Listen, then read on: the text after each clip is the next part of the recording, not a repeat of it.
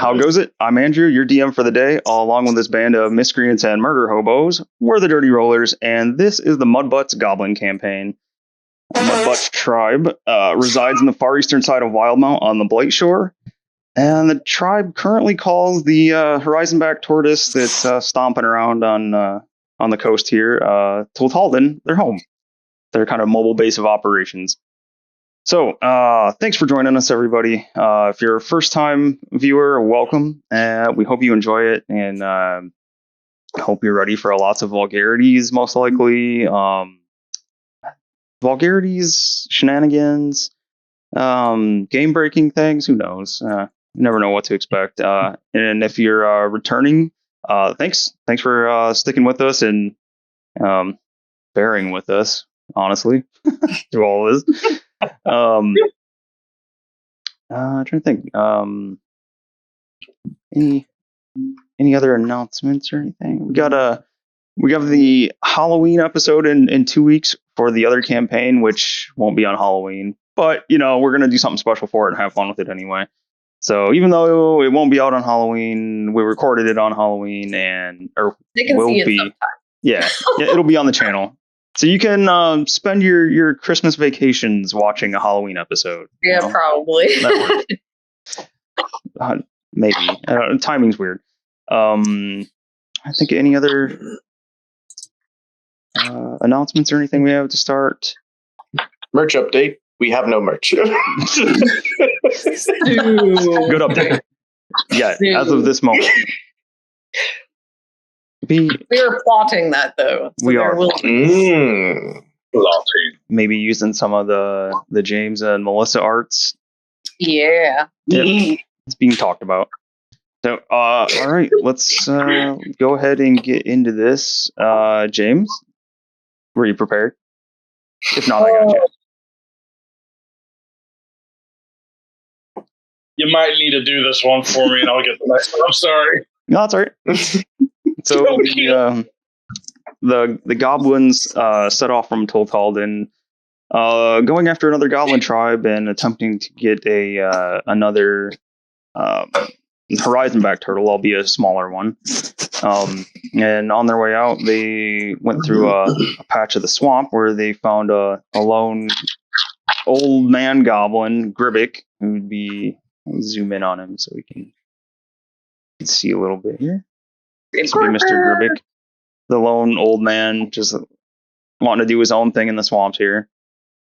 And Gribbick had a bit of an issue with some, or a run-in with some flail snails that the group agreed to his terms to help recover his sunken goods, and particularly his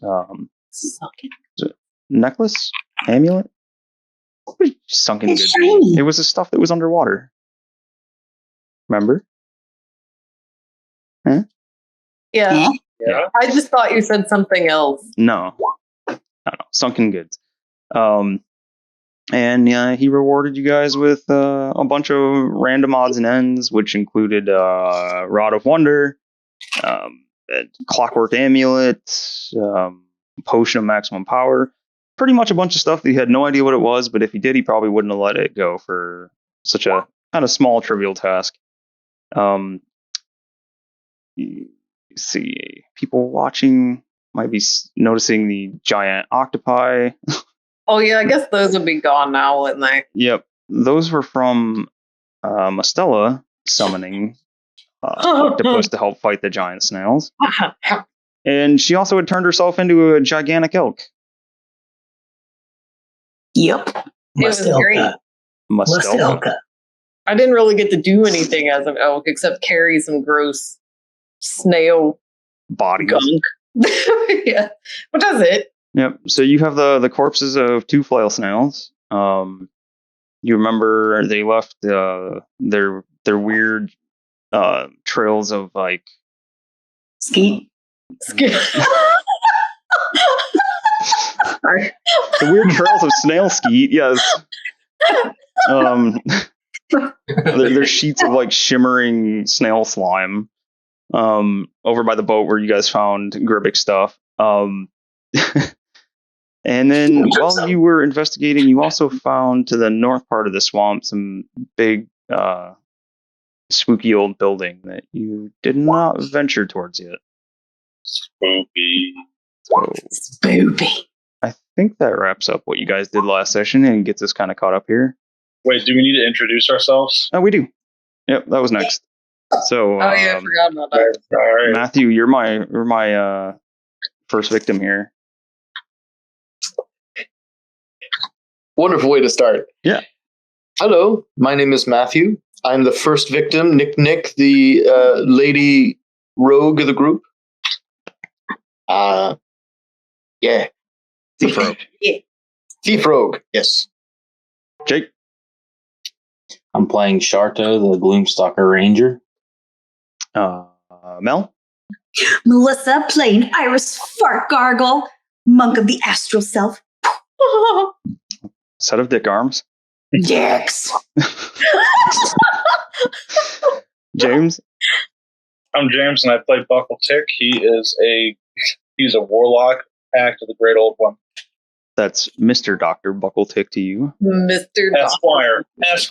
Esquire. Chrissy. Oh, I play Mostella Stinkdeath, the Badger Druid. She's Circle of the Moon, and she has a precious badger brother named Precious. And Garrow, the usual question, what's a squeeb? I play Squeeb, a tiny little runt of a goblin battlesmith artificer who rides on Clockwork Chicken, which is his best friend, and he uses that as a mount, and his name is Baktak. Baktak the chicken. Baktak. I forgot, as usual, to show off the art while you guys were doing intros. So this is... Who am I looking for? Buckletick. There we go. This is Mr. Dr. Buckletick, Esquire. Iris Fart Gargle. Gargling them farts. Weird. Charlotte. And where's Nick here? There we go. There's Nick. Now this Nick's art is now wrong because she does not have all of her fingers anymore.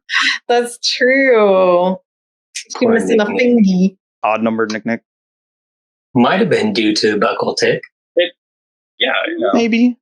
Got a little It's overzealous with his Look, doctor there's- skills. There's multiple ways. No, Buckletick was fine. It was Knurse Knife. Nurse Knife. Don't you dare bad talk to Nurse Knife. All right. He's a learned saint. So, you guys decided to camp out with Gribbick, the crazed old man goblin that's out in the swamps. I think you tried to convince him to join Toltalden, but he kind of likes doing his own thing out in the middle of nowhere and doesn't like being around people. So, he did invite everybody to hang around for the night, so you guys could have a night's rest there. Cook you some swamp fishies and Swamp some fish. random funguses that were found around the area. We could have cooked up some of the flail snail. Hmm. If you want to, Flail snail. Escargot. Yeah. Giant escargot. So what was your plan with the snails? Are you planning to take it back or take them back to I Toltalden? think we were just Yeah, we're taking going to bring the shells back. Yeah, Are we? Yeah, the shell. Didn't we give him the Yeah, snake? give him the meat. the snails Of the because snail? He saw Mustela as a deer. He's like, I'll take that. That'll last for like a good while for food.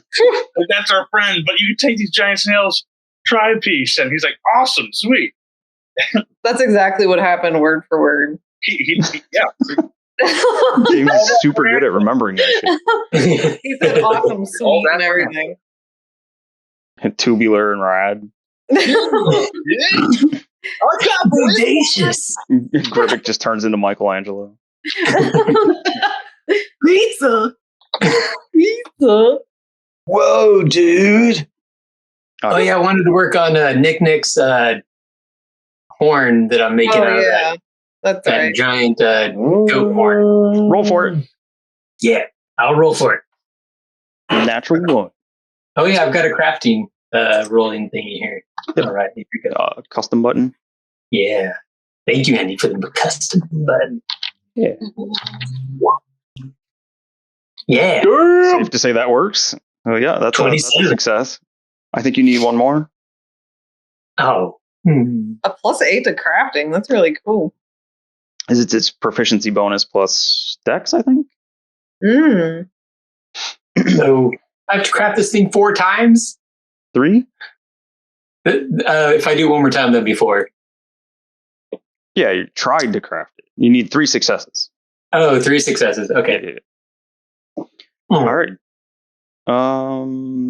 So, Jake, I believe you watched the last episode, right? So you know what's going on. Vaguely, yes. Okay. So yeah, you guys are up the next day. You're still in the swamp. Gribik is still snoring heavily in his little tent. So what would you guys like to do? So is Sharto just gonna roll up and find us? Yeah, right. Shardo is hiding in his tree, and he's been in this tree the whole time. He was just watching you That sounds laughing right. at you guys try to take care of the forest Yeah, snails. he was laughing at us trying to kill the snails. Well, I like to picture that Shardo's on top of that big old mushroom. It's growing out of the side of that tree. Yeah. Like one of those hunter perches. It's his Just watching us. his fungus deer stand. Mm. Oh, that is what that is. Yeah, that's exactly where I'm at. Or hunter Nice. perches, as I'm going to call them forever now. Hunter purchase. But if I remember right, we need to go check out the spooky house. And then we also need to find, there was a wagon somewhere that had been abandoned, or an old wagon, broken down wagon that had treasures someplace. Yeah, that's where Gribik was kind of ferrying all of his goods to with his little rowboat that you guys helped save. So there's more treasures, and there's a spooky house. Possible. You're not sure how much he's actually taken, because he had like the boxes and stuff that are around his tent and over here. He's got a fair amount of stuff, plus what you guys found last session, if you remember. So you're not sure how much is there, but you can try to find it if you want. Cool. All right. Is everybody asleep still? or is everybody woke now? Is everybody woke? Woke as if? Wait, is someone trying to do something No, something sneaky? no, I'm just gonna go poke everybody awake. Okay. Get up. I'd like to think that you'd see like Buckletick just like floating face down in the water nearby. Oh yeah, that's normal. Buckletick doesn't need to breathe. Maybe he cast his underwater breathing thing before he went to sleep. Yeah, we're It used to lasts for like 24 hours. Yeah. He's one with the water. The water's with him. Actually, I kind of think Buckletick may have given us all that last session. that. Yeah, you did. Just so anybody's critters didn't. So, yeah, I think everybody was really. We already worried lost about- Melissa. I think everyone was really worried about how deep the swamp water was, and it's Yes. not very deep for like normal like humanoids. But you guys are like what between 2 and 3 feet tall, so it's like up to your waist for most of you or higher. Oh, should I attune to my hat or not? I can't Just decide. do it. Do it. Okay, can I? Andy? Well, just because you're attuned to it doesn't mean you have to use it if you're worried about breaking the magic in it. All right, I'm gonna Right. put it on. Does anybody else even care about the hat? Nah. So Melissa, you got to. Yeah, you might as well just do it, Caesar. I think it would Nobody be best for Nick or Iris. So.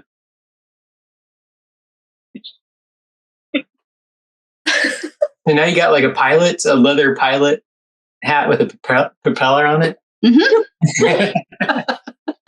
Yeah, it's a I'd little. like to imagine that when it eventually does go off, that it just makes a kazoo noise. There's like. Just rips her head clean off. Oh God, no! It turns her into head pool. It's a cursed hat. No. Melissa, did I send you exactly what it does? Yes. Okay. Is it an actual item that would be in D&D Beyond? It is not. You'll have to. Well, it is and it isn't. We don't have the book unlocked for it. Okay, cool. Or you know what? We might actually. If somebody had bought Mad Mage. I don't know. I know I do I not. don't think I didn't. I'm pretty sure. I'll be able to tell real fast. Like, no, it's locked. Yeah, it's in the Dungeon of the Mad Mage. Okay. Whoops. I will put that in later. Later. Later. I can add it for you too if you want. Yeah. Yeah. Let's see. Propeller helm is an uncommon wondrous item. While worn, the helm allows its wearer to use an action to cast a levitate spell requiring no components. The helm's propeller spins and whirls loudly until the spell ends. Each time the spell ends, there's a 50% chance that the helm loses its magic and becomes non-magical. But you still have a propeller hat. Yeah. That's all that Yeah. matters. All right. So what would you guys like to do? Melissa's attuned to her item, her hat. I don't know. I'd look for the cart and the house thing. Yeah, let's building. go check out the spooky place.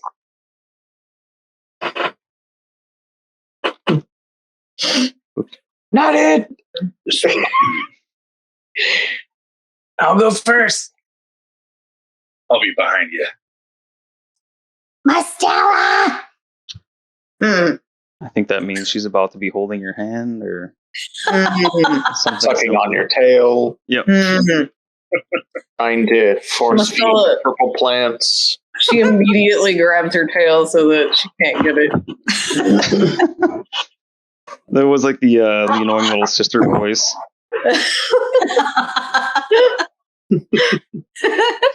Okay. So, Squeeb, on this island, you can see where there like a path had started and was overtaken by the swamp. So you can still see like the old like stone trail or road or whatever it was here, but it's mostly completely submerged underwater in this section. But this looks to be about as deep as where you guys were fighting the snails. So it's only about between a foot to 2 deep, depending on which spot you're at. So you especially will be all right on Buckletick. Probably wouldn't be okay off of him, but How tall are you? I think 2 feet. Yeah, probably up to your chest. Up to your squeeb nips. Your squeeb nips. So on Buckletick, I'm good. Buckletick is way taller than me. All right. So you guys. All right, here we go. I think there's a path over here. We'll follow this. Okay. Come on, Miss Stella. I hold out my hand. She just grimaces at it and takes a look at the path here. Oh yeah, Miss Stella, I have something for you. Here, let me. I think it's in one of these ball sack bags here. The balls. I almost forgot something. Here it is. Purple potion of maximum power. Ooh. Squeeb, I forgot something on your long rest there. I need you to roll a d20 for me. Okay. Just a straight d20 roll. For what? I got a 15. 15? Is that bad? It's just something I needed. You're good. You don't see it coming. Do we see Sharto in the tree? Is Shardo trying to hide? He is. Make a stealth roll. Is it dark out? It's morning in the swamp.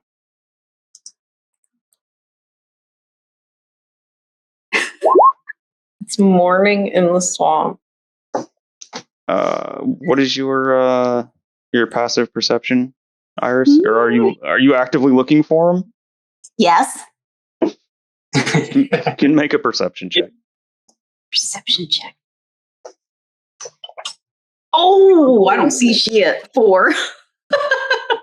You do Where's not. Shardo? I haven't seen him in a while. Almost halfway expect him to shoot you in the ass. Chrissy might smell him. Can I do a smell check? Sure. Smell the air for pipe weed. Yeah. I was going to ask, what does Shardo smell like? Pipeweed and salty goblin. 19. He's around. Mastella sniffs and she's like, I smell he here somewhere. I mean, you guys are. You smell me? Always. Always. There's a distinct smell of blood and hate in the air. Shardo. It's The air smells of death. He's Iris. close by. He's close. Iris smells like. Oh no, that's. I'm thinking of the wrong monk there. Never mind. the baloney one. Yeah, I was gonna say she's like unclean foreskin. Oh. That's terrible. She's the one that's always talking about her floppy bologna wings. That Iris reminds just me. smells of onions and poop. Onions, yes. And probably, poop because she's always eating this damn purple plant leaf. Yep. Is Cradle's father's first name Oscar? Maybe. It is now.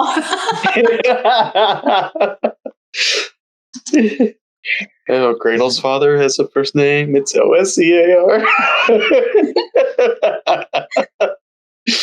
So you guys See some steps up here. sticking to the path. You can hear vague bird sounds around in the distance, but it's like an ominous quiet coming from up ahead. Squeeb. Yeah, Squeeb, you can see some old stone stairs ahead and the walls of a building. Actually, I think Oh, probably all I of didn't you realize it guys. was that close. Yeah, you guys can all see like the front of a building and some old stone stairway. And you can see at the top of the stairway, it looks like an old rusted like barred door that it's actually like it looks like it's opened a fair bit. Or not a fair bit, sorry. It's cracked open and it's heavily rusted. You can see leaves have like blown in through the doorway. Probably through the bars, as much through the open entry spot. And that's probably all the detail you can see from where you're at, being that you're 2 foot tall. Is it cracked open like side, or is it like a door that raises up and down? Nope, side to side. It's just a barred door that opens like a normal door. Okay. Doesn't look that spooky to me. Are you guys scared? No.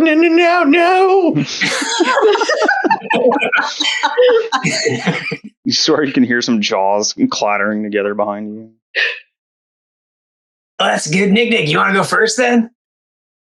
Ah, ah. You want to scope it out? Okay. So I will. Looking forward on this building, there's only the barred door to go forward. There's no like windows or anything. From let's see where Nick looks at. You see just the barred door. Okay, I'll go up to the door and see if there's like a lock or something on it, stealthily, So as quietly as possible. make an investigation check. Investigation or perception, I'll leave it up to you. I'll go with investigation, and I keep seeing you guys do this, so I'll give it a try this time. I shouldn't have done that. Oh, 11. Okay. 11. I mean, I- it's fairly easily spotted. The door looks like it's like heavily rusted from being here for presumably quite a while. And it doesn't look like it's locked or anything. It's just like it's open. I don't know, probably 7 or 8 inches, and you can see if you try to like test the door, it doesn't move very easily, but it does move when you apply some weight to it. And when it moves that little bit, like you can see flakes of rust fall off. So even with a low roll like that, it probably like rusted itself open in that position. With that same roll, I don't notice like any overt traps or anything. Nope. Okay. Slowly creak open the door. What do you see? So Try not to poop my pants. My shirt, I mean. this awful like metallic high pitched creaking, and the rust is just torn off as it's open for the first time in years. And inside Nick, you can see it looks like a hallway. Let me see. You see a bunch of twigs and leaves and other like natural debris scattered around. You can see a decorative tiled floor in here. You see like the walls are made of some gray stone. Everything for kind of being open to the elements looks very dry still. So like in a swamp, it's like the front door is just barred and it's halfway open, or not really protected from anything. Everything just looks really dry, dusty in here. You can see a table, or I'll just say 2 tables because you're walking up on the front here. One on either side here, close. And on the tables, there's little like candles set up and an urn on each. Let's see. All the way at the end of this hallway, up here, you can see another set of doors. It looks like a set of double wooden doors that appear to be closed.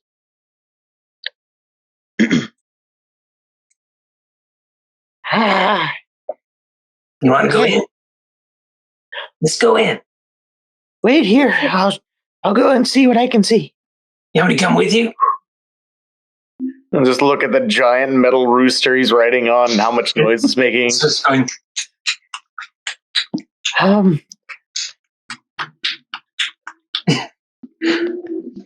do you want to go quietly? I'll go. You have to survive to lead everyone. Buckletick I'll be right back. leans in saying, "Do you want to be invisible?" No, I got this. I just have to be quiet. All right, so give me a stealth check if you're going to try to be sneaky. Okay. Be the sneaky snake you are. Please be better than the natural 3 I rolled before. Hey. A 26. All right, so go ahead and move around where you'd like to see in there. Okay.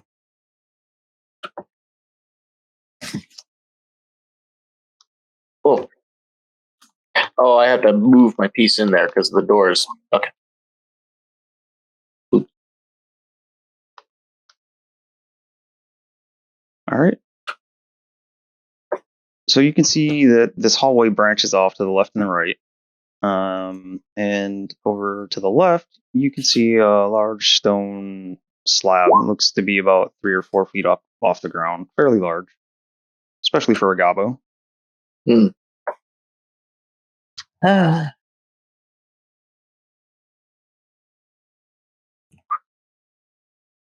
Oh, okay. So you peek around the corner, you can see. You peek around long enough to see this hallway extends out further down, you saw it ends, and there appears to be little like nooks or cubbies on either side. Nick counted 3 at least on the sides, and 1 at the very end. And in the middle of the hallway are looks like 2 supports, pillars. You could see from where you were at too. It looks like you were able to see on the right side. Pretty much the same setup on the right. Oh. You see Okay. anything? Is all clear? Do I see anything worthwhile besides the candles and urns on the table? The urns look like they're not used, at least for like the intended use of an urn, but they look like they're maybe some kind of silver, if you want them. But other than that, you don't really find anything useful other than that. Oh, that's silver though. I'll go and get everyone first. Okay. Coast is clear. Kind of. It's not creepy at all. Okay. Kind of. I'm not scared. Okay. His voice is, or her voice is clearly quivering. Good job.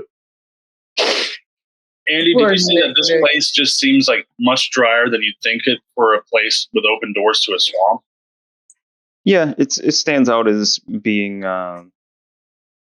like you'd expect it to be like the only kind of moisture or like moisture damage in here that you guys have seen from the outside or that Nick has seen so far was just the rust on the door. Other than that, there's a pretty good layer of dust on everything in here. The floor, the tables, the urns, everything that Nick had seen so far. It looks old and dusty. Buckletick wishes that it was at least somewhat flooded. He's like, oh.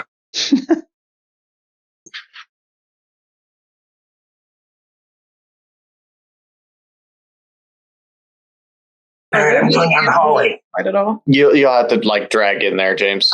Okay.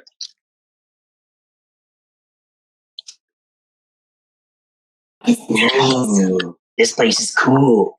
Ooh, what's on these desks? Or is it just the stuff you already described? Sorry, did. It's candles and silver urns. Yep. Okay. Candles, silver urns. Looks like just kind of like a I don't know, just like an entry like parlor type area. I just want to take an arrow and like tap on one of the urns. Just It's like get a nice resounding empty ting out of it.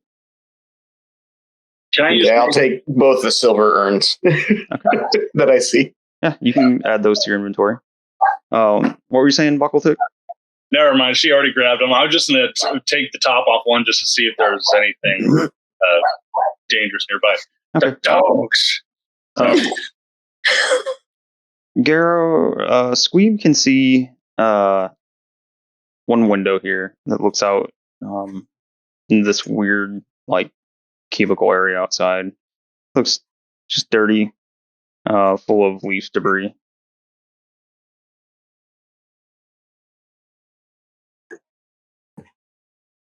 Are there any animals outside at all? You saw some birds when you were coming in. They seem to be staying away from the building, but it's probably just like crows or ravens. Okay. Oh, I don't like it when you do that. Do what? They seem to be staying away from the building. Oh. So you guys can see it as you're moving further in this hallway here. Just make sure nobody's else getting in the way. Okay. You can see that look like crypts or sarcophagi in here in each one of these nooks. Let's see. Each of their lids look like they have an elaborate, like very nice carving on them. It looks like they all appear to be showing some kind of warrior like that rests with a sword held between their hands on their chest. Do they look like human warriors? Yep, they look like they would be human. They're about human-sized crypts too. Buckletick, is that a bed? What now? Sorry. Is that a bed? What is that? It's a deathbed in a sense. Permanent sleep. I kind of peek over the edge of it. Is it all dusty at all, or is it just kind of seemingly? Yep, it all looks like it's like covered in dust in here. I kind of just use my finger just to kind of draw like a single weird looking eye that I think that that kind of stuff. Yep, weird BS. Mr. Dr. Buckletick Esquire draws some weird BS in the dust. And I close my eyes and I make a wish.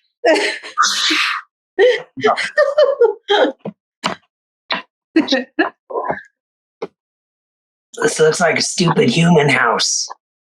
A house. Yeah. What is this? Where they put the dead humans?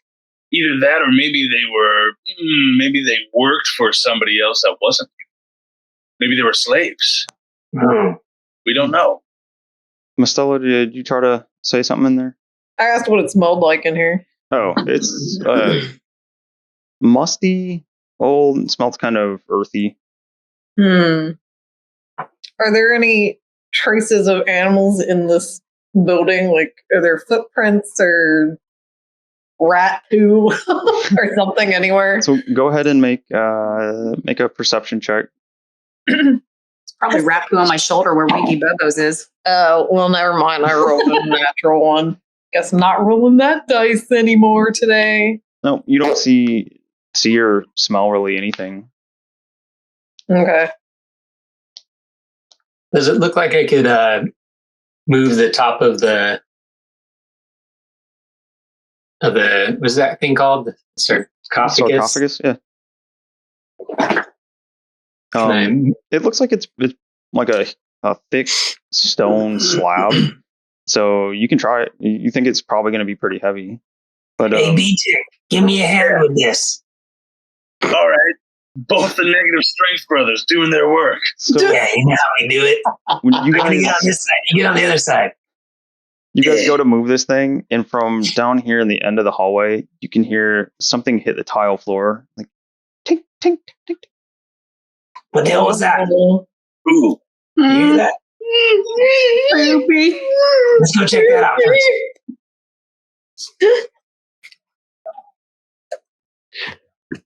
Where is it coming from, Andy? Down here. I heard it over here.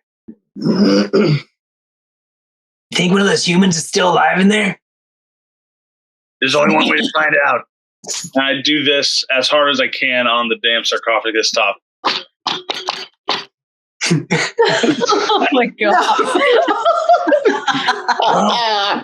Nobody's home. No one answers. Shot. No one can resist the shape of a haircut. What? That's what that's called. I could try to shoot something with this new wand I got and see what happens randomly. Oh, that thing is awesome. And a haircut. I'll look at the fireball and the sarcophagus top and just squish half of us like with it. All right, so We heard that little gray thing. that looks like a little like a decorative urn in front of the sarcophagus. Oh.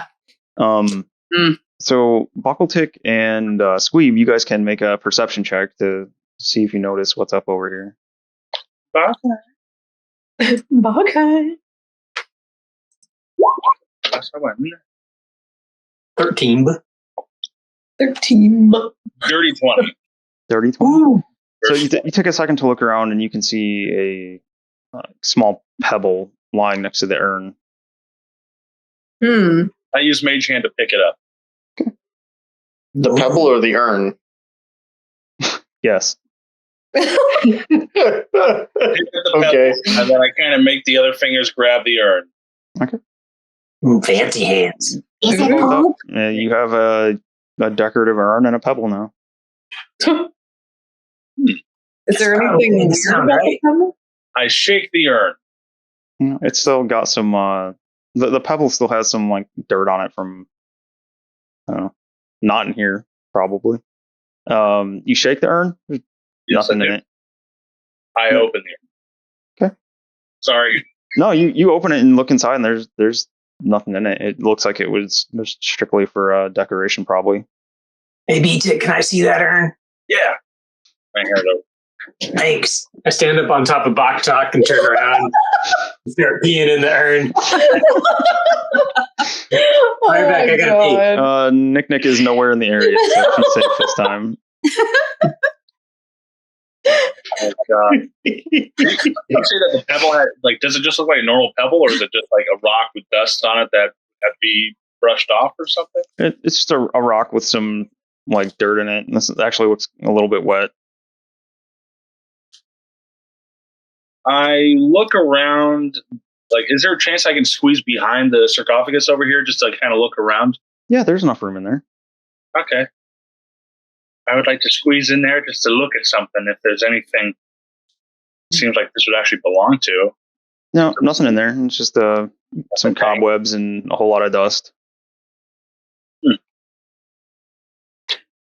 Is there any, like, is it an open roof or is it like an intact roof overhead? No, it's intact. And, like, you can look up and you can see Okay.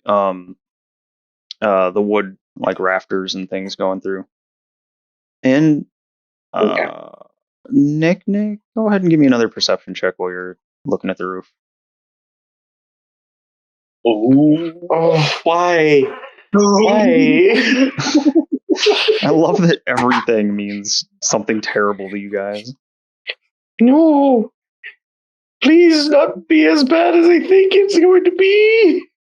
With that attitude it is. Or if it wasn't, it will be now. 16?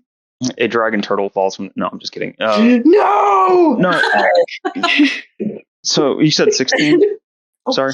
Yeah, 16. 16. You look up and get a pretty good read of the roof, and it actually, for as old as everything seems in here, for as dusty as it is in here, the building seems to be like very well like intact. Like you take a second and look around, and you noticed when you walk through the window over here, and there's another one here. The pieces of like old stained glass that are in there are still like intact too. Nothing's broken. It's surprisingly well kept for just sitting in a swamp. The only thing like that would be considered damaged or like neglect on this building seemed to be the door. Very sus.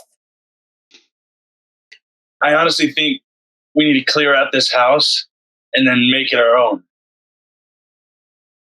I think that'd be a really good idea. Can this one be my bed?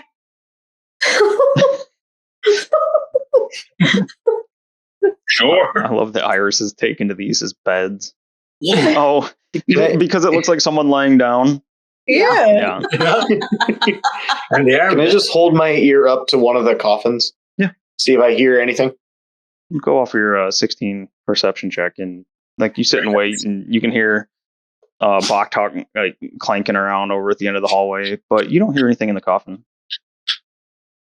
or crypt or whatever, sarcophagus. Sarcophagus. Can I sneak around the back of this one just to kind of just look around? Yep. Alright. Just a peer. Yeah. Looking for anything out of. Oh, No, you don't see anything back there. cool. Hey, B-Tech, let's open this one. All right. I forgot Buckletick's voice. No, sorry. All right.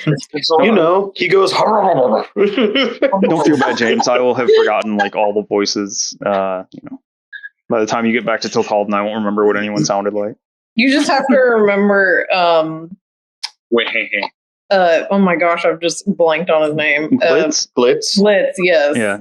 That's the important one. I think Jake missed out on the new token for Slurg too, damn it. Oh yeah, I think so. Slurg. I suppose you'll see it in time, though. Yeah. Hey, Garen, what strength are you working with right now? My strength is 8, so I got a -1. Yeah, same thing, buddy. Let's do this. That's why I always choose you for these things, because we're always doing Natural 20. Natural 20. All right. All right, let's do the same time. Ready? Obviously. When do we roll, Andy? Do we have to roll or do we get it open? Strength check. Strength check. So this will be kind of disadvantaged. So you guys each are making a strength check, and we're going with the lowest one. Oh boy. Okay. The old goblin and the tiny Rolling goblin are trying to open it. Yep. Okay. Mine wasn't half bad. Meh. Meh.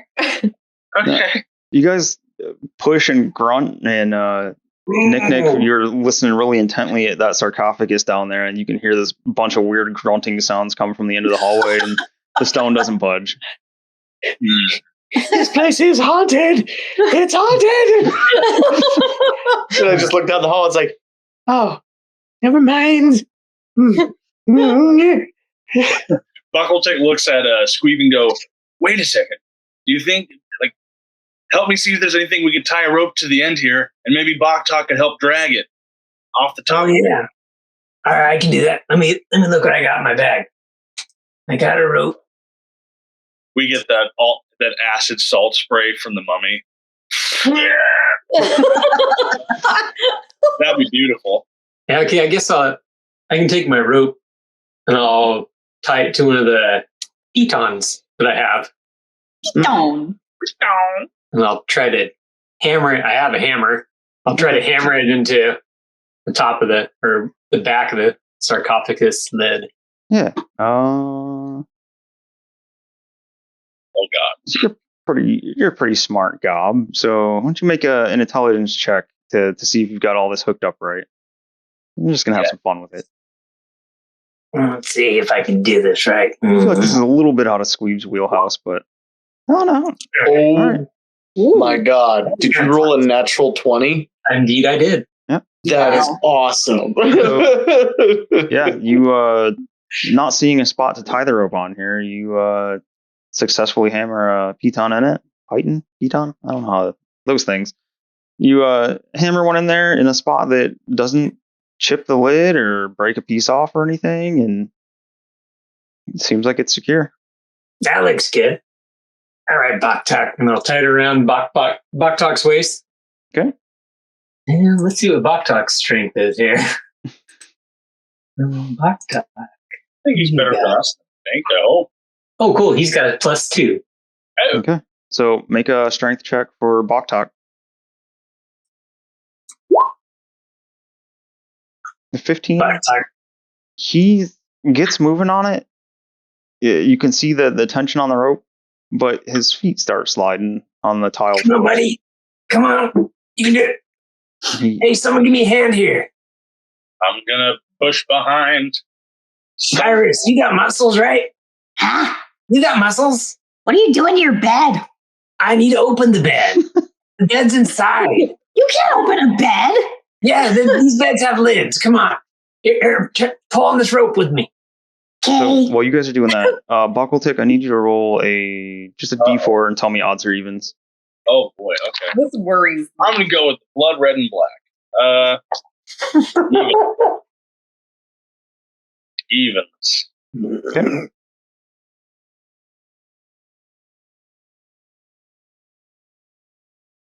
Oh, don't like it when he does this. Did you tell me But it's so good. what was the roll, James? It was a 2. It was a 2? Okay.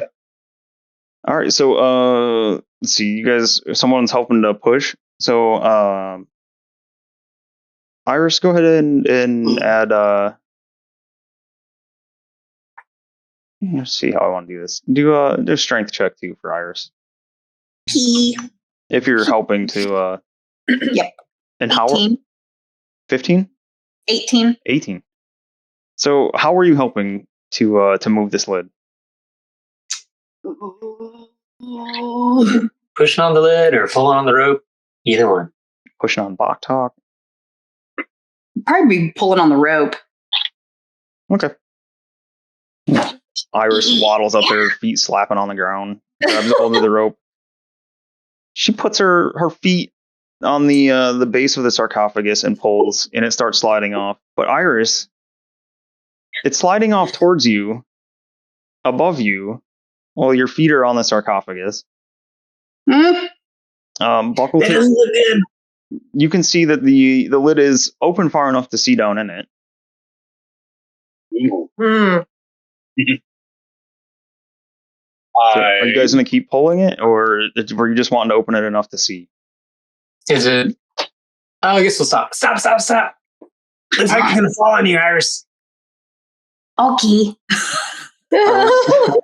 When the rope goes a little slack, Iris falls on her ass and is staring up at the sarcophagus lid hanging over. Oh, God. Why do you want to open a bed? You can sleep in it. What's in there, B-Tick? Well, B-Tick pulls out a... I thought I had... That was so fast. Put that away, B-Tick. I'm just take a good old-fashioned peek around my dark vision. Okay. Yeah, you peer into it and you can see it looks like a humanoid skeleton that is resting on its back flat, and it actually looks just like the lid does.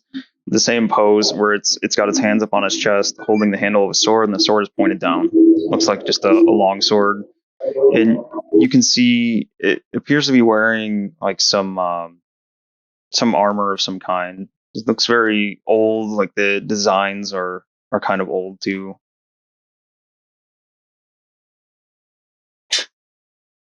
Old dead skeleton humans, armor, occupado beds.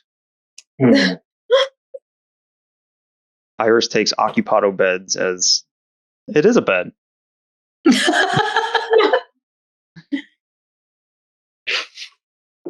And maybe just on Buckletick would just whisper to the dead, being like, "Any chance you're awake?" There's no response. Shitty conversationalist. Anything look of value in there? Maybe the sword. Did you say I saw a sword, or does it kind of look all like worn down and chipped with the armor and shit? Or?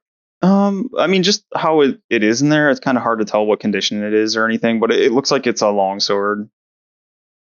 And you can see the skeletal hands wrapped around the handle of the long sword. Anybody got a torch? I think we all have torches. Yeah, I have do. a ever-bright lantern. Not ever-bright. What are the gobble-faced lantern? Light bright. Oh, yeah, the Gobbo face lantern. Bullseye lantern. Was it? Bullseye lantern. Yeah.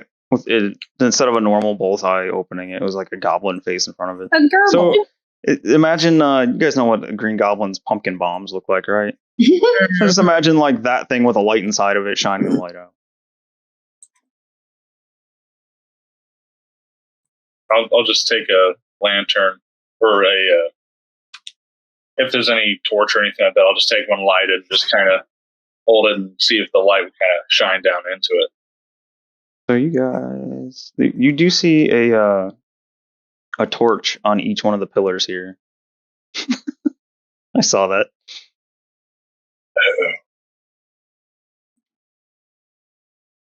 So I don't know if you have a torch in your inventory, Buckletick, but there's one on each of these pillars. If you want to take those or just light them where they're at.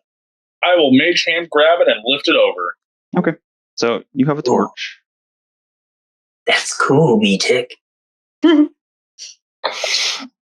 Gifts. Whoops. Is there enough? Is the sarcophagus lid open enough that I could crawl inside? Yeah, you're small. Okay, I'll hop off Buckletick and hop inside and try to rummage around and see if there's any pockets or anything on the dead human. Okay. You get in there and look around. So make an investigation check for me.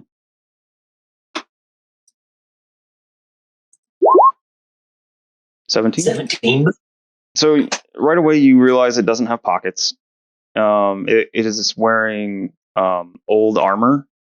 Stupid human doesn't have pockets. You're crawling around on it, and it's pretty loud, like clunky old armor, and it's pretty well covered from head to toe. You can see the sword on there. It looks like there was some other stuff in there, like old like clothing under the armor that like seems to have just gone brittle. And actually, you're like scampering over top of it inside the sarcophagus, it starts falling apart. But you don't find anything other really than the armor and the sword. Okay, I'm gonna toss the sword out. Anybody want that? Clang, clang, clang. Whoops. Iris, you can come take a nap in here if you want. Wow. I don't like that bed. Yeah, it's already taken up by this dead dude. We'll have a bunk, buddy. Estella, they're breaking the beds. All right, I hop out, and then I'm gonna have like a little spot on the back of Buckletick where I have like spears, is kind of like where his butt is. Mm-hmm. So I'll put the sword in that little slot there. Okay. Actually, isn't that in your art? Yeah, he's got spears. Yeah, he's got spears sticking out of his ass like feathers or something. Yeah. Yeah. Okay. All right, so yeah, you have it's just an old long sword. Actually, you can put a ancient longsword in for the item. Okay. All right, what are the rest of you guys doing?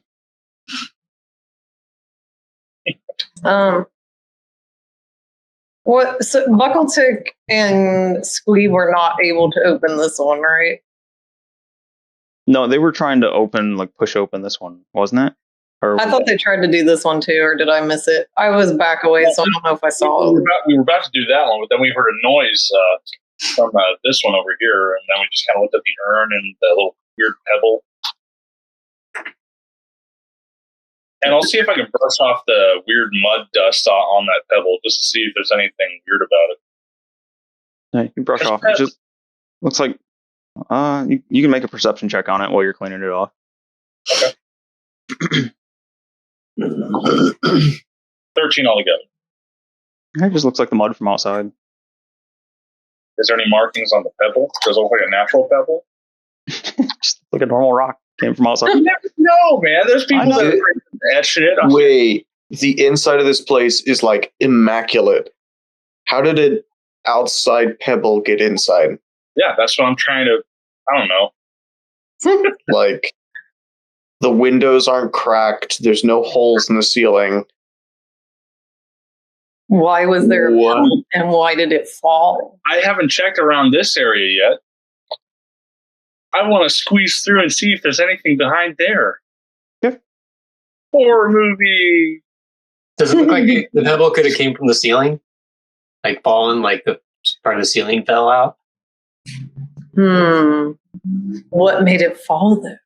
Squeeb stops to think about this, and he thinks that, being a smarter than average goblin, that there's usually not dirt on ceilings. I was wondering, is the ceiling made of like rocks or anything? I guess it's wood rafters, and it looks like a completely finished roof. Someone probably threw this thing. Shardo fucking with us. He does like to do that.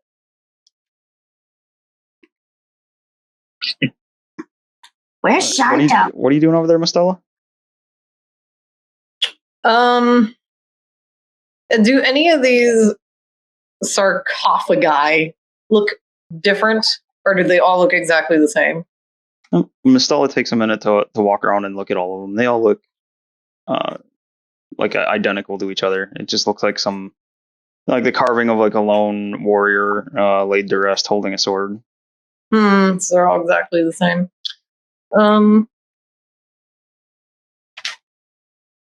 She's gonna look down at Precious. Does Precious look like uncomfortable or worried or scared or anything?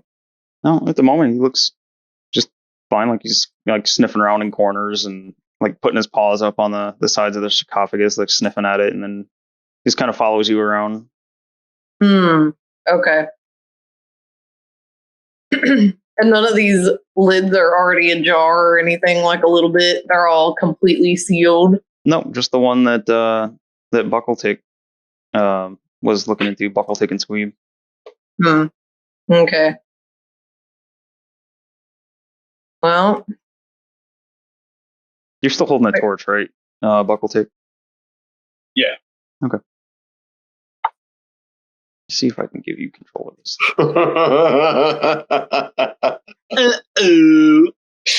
No, I just want to make sure that he can move it, so I don't have to keep moving it around. Oh, okay. So, can you see this, James? I saw the little symbol. So, if you click and drag over your token, you should be able to grab them both. So that it moves along with them. Yeah. There we go. But yeah, I'm just, peering around, just thinking, hey, there might be somebody around just tossing shit, I guess. I don't know. You damn kids. Iris, what are you doing? Iris is kind of bored with the not comfy beds. She's trying to see where Sharto is. Okay. And what's Sharto doing? Just watching the goobers. He's hiding out, watching everybody. Mm-hmm. So you can see at the other end, they're really interested in that sarcophagus at the end, apparently, and they're pulling it open. You can see Iris almost get crushed, or appear to almost be crushed under the lid of the one.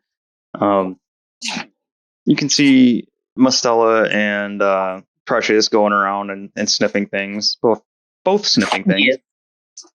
Always sniffing things. Like that. You don't like that? No. You see Iris is kind of like walking around pouting, throwing her arms up in the air, bored. I'm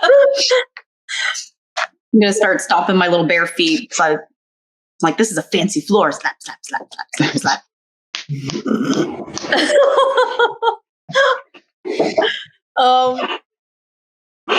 I guess should we try to open more of the beds?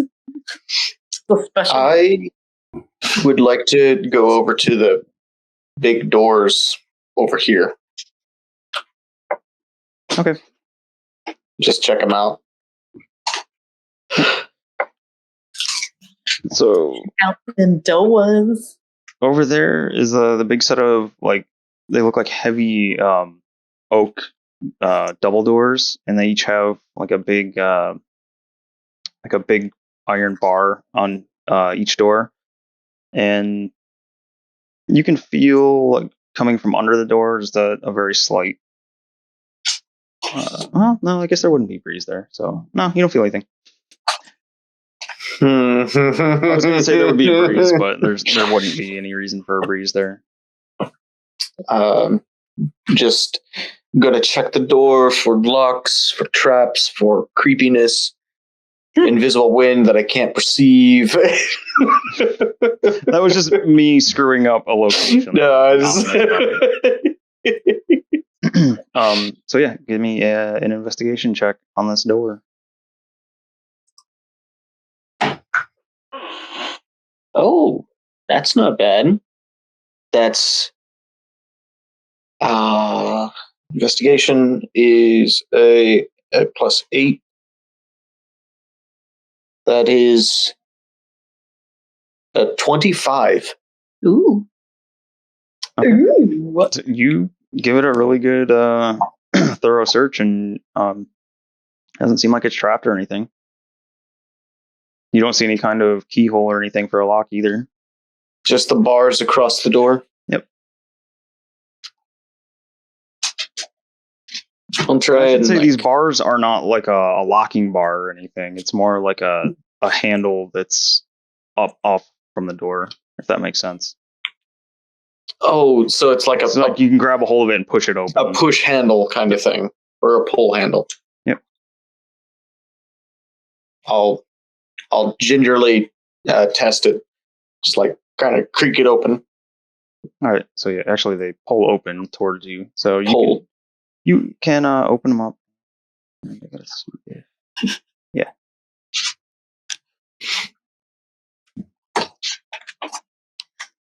You can see a set of stone stairs descending down, and at the bottom of the stairs, you see the same tile at the bottom as there is up top here.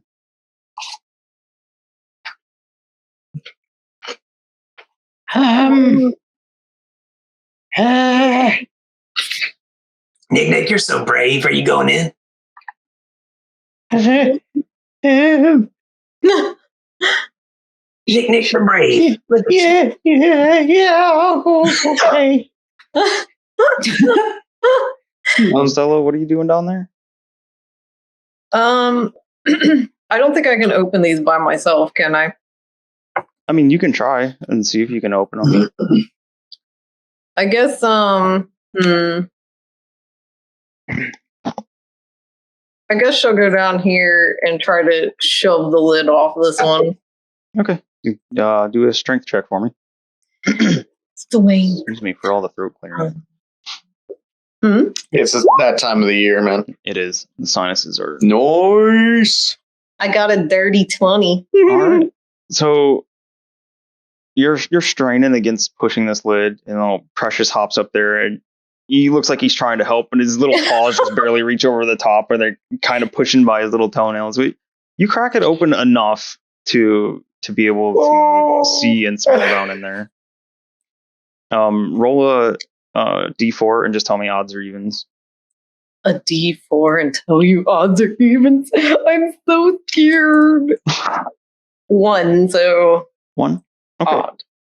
Odd. In here, from where you pushed it open at this end, you can see what looks like a rotted old foot of something in here. You can see like a metal, like a greave or something that ends just above the foot here. But unlike the other one, this one still looks like it has some flesh left on it. Old and rotted though it might be. Nothing else of interest besides a gross foot thing. Just from the bit that you've pushed it open, that's all you can see. There's some kind of metal armor on his legs, and then there's the foot. The foot. I can't decide if these things are worth opening or not, or if something awful is going to happen if we open these.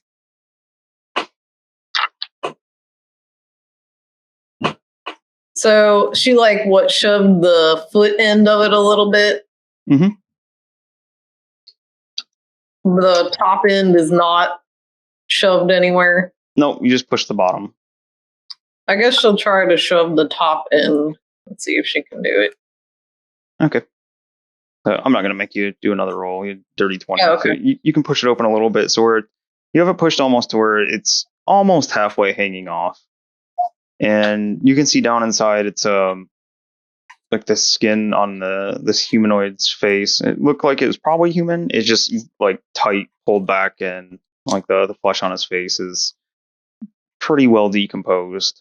And it looks like it is just holding, just like it's the lid on it. Looks like it's got its arms up on its chest, holding a long sword pointed down. And its upper half too appears to be wearing the same kind of armor as, or matching armor as what you saw down low. And that's pretty much it. Yep. No other things that look interesting. No, just his long sword and armor. Okay. I guess she'll just kind of walk away and say, gross, dead body, gross. Okay. Precious sneezes. Aw, it would be adorable. All right. So Shardo, you can see Nick heading down the stairs there, and you see Iris and Squeeb milling around by the top of the stairs. Those doors they just opened. Are you still just gonna chill and watch? Yeah, I'm gonna hide by this corner until I see the torch coming. Okay. Until you see the torch coming. Before I follow, I'm just going to come back. How high up would the torch be if it was back on to where it was taken off? Probably about 5 foot up. Because I haven't idea. Like, would there be a chance I could try to do like a kitty jumper? Like, yeah. Because I do have an idea. I want to try something. Okay. I mean, you could put it back the same way you got it out. Okay, I'm going to mage hand put it back, but then I'm going to jump up and try to pull it down, thinking this might be a thing. So make an athletics check to jump up and grab it. You're mean. Okay. It's on this side. Meanest wall. Oh, okay. Meanest wall. Let's go with you, weird cotton candy guy. 5. Cotton candy guy. 5? Yeah. So you use the mage hand to put the torch back. So we'll take it off. Just leave it here. And like you reach up to try to get the thing, and you're not jumping high enough. You're like a foot below it. Mr. Dr. Buckletick is good at a lot of things, but jumping isn't one of them.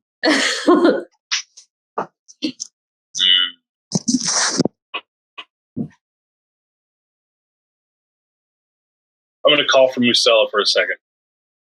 Okay.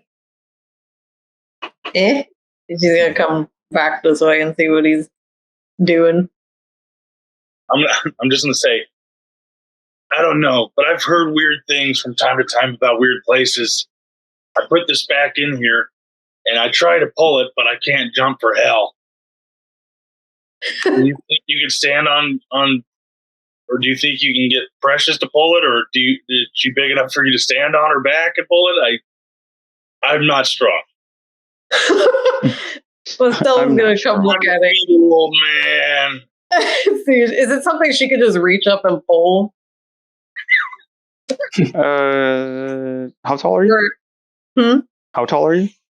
You know what? I don't remember. Let me.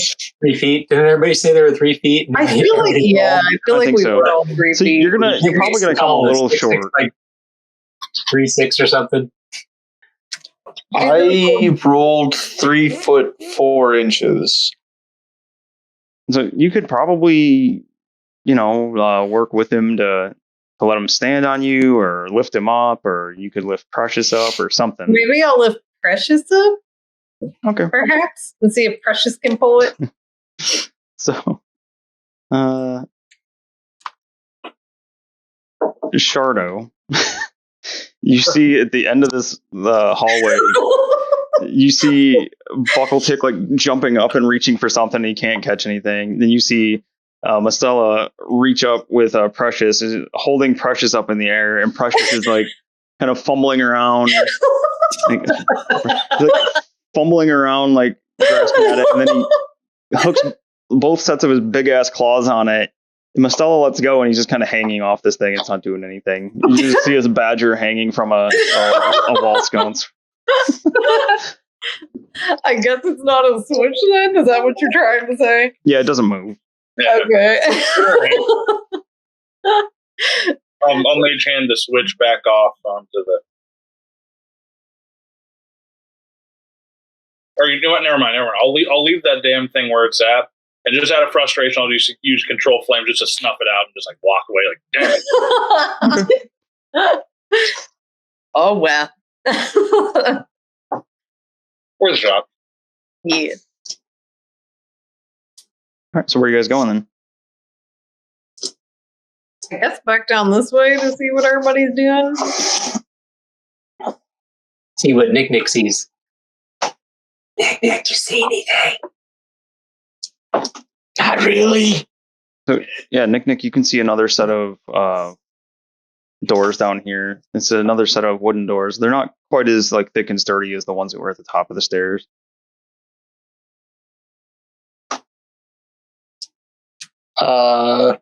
You want to push these open?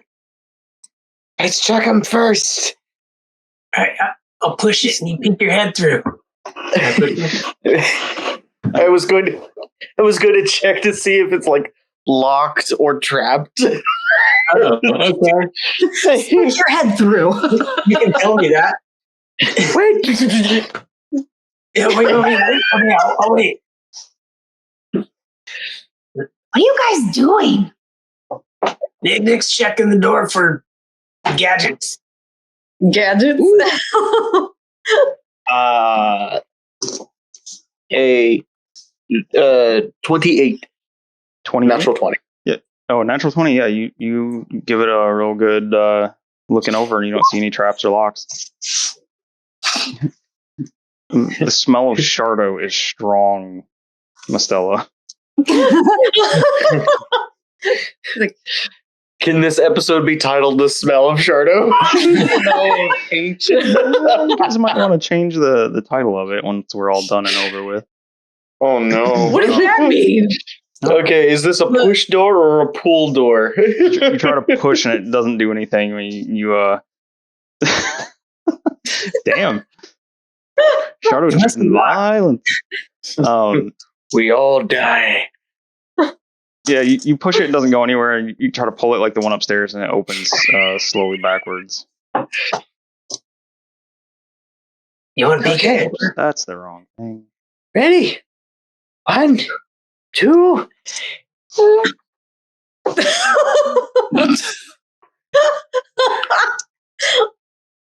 All right. Oh, I already don't like it. I don't want to peek in.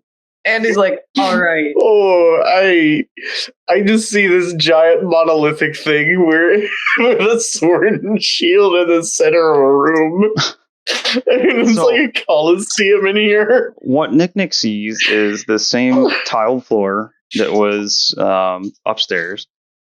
This is a huge room. You can see sets of pillars on the left and right, and dominating the middle of the room is the statue. It is a big, heavily armored statue holding a sword and shield. I do need you to roll a perception check for me. Off on the sides, you can see stone benches, and you can see behind the statue, because you're kind of looking around the side of it, you can see a sarcophagus off in the distance towards the end of the room, and you can see a wall in the very back. You can see some more nooks and crannies full of different crypts over there as well, kind of like what was up top. And what is your perception? 14? So one of the big standout features of the statue is that it looks like a just like a normal, like stone statue of some kind of knight or soldier of some kind, except for the shield is not stone. It is this brilliantly shining. It looks like maybe silver of some kind, but it's like polished to almost like a mirrored reflection. You can see like a gold outline all the way around the shield, and it's like a typical typical shield. The squared top and comes down to a taper point. So gold outline all the way around the edges, and then that brightly polished silver center. The sword, it looks like it was also carved from stone. The only thing that looks different about it is the shield. It does not appear to be carved from stone. And I think that's pretty much all you can see. The pillars, the statue, you can see some of the nooks for the sarcophagi. Oh, my Does it look like is so clenched. Does it look like there's been any movement in here at all? Like if I look at the ground, does it look like anything? Like the dust? Is there dust on the ground? Can I see like footprints or anything? Go ahead and make a perception check. Okay.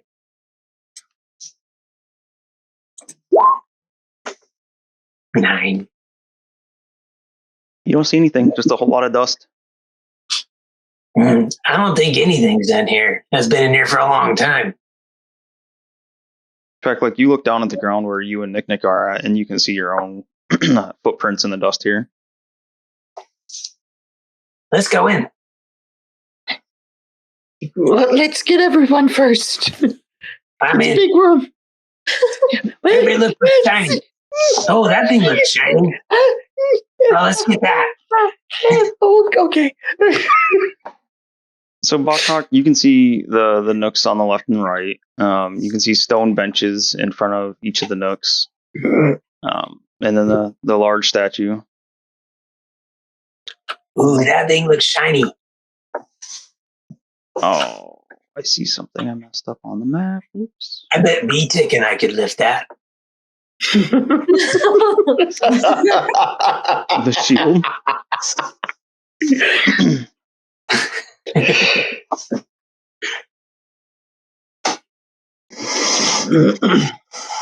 What Mastella and Shardo, you guys doing anything? Same thing I've been doing. Okay. Mastella?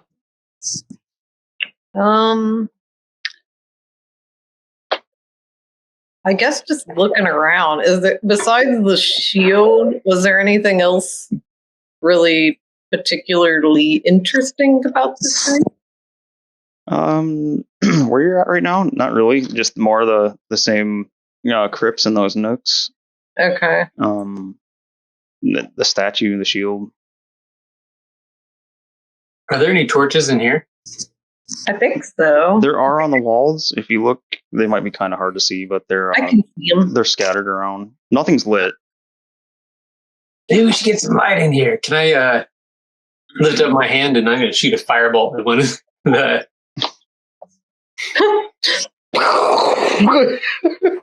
at one of the torches to try to light it. Which one? There's some on the pillars too. Yeah, I'll hit the pillar right next to me here. Okay. And light that with the firebolt.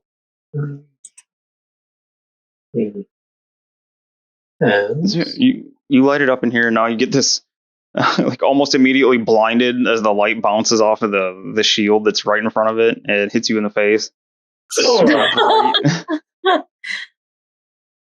So is it like a beam? Like it's reflecting a beam of light? No. It's not a beam. It's just Oh my gosh, we're in Legend of Zelda. Yeah, like This is the mirror dungeon. I kind of wish I would have thought of that. like the mirror shield, you know, the mirror shield from Zelda. That's what I was hearing. Yeah, that's where my brain went. I like to walk around and just light more torches. Kind of light the one to the left of me, and then Can I shoot the torches as he's lighting them? You can try. Oh my god. Are you trying to snuff them out? I mean, you could also use your voice. No. Oh yeah, I forgot that Sharda likes the dark. Here's the note. Are you trying to shoot him? Yeah. Okay.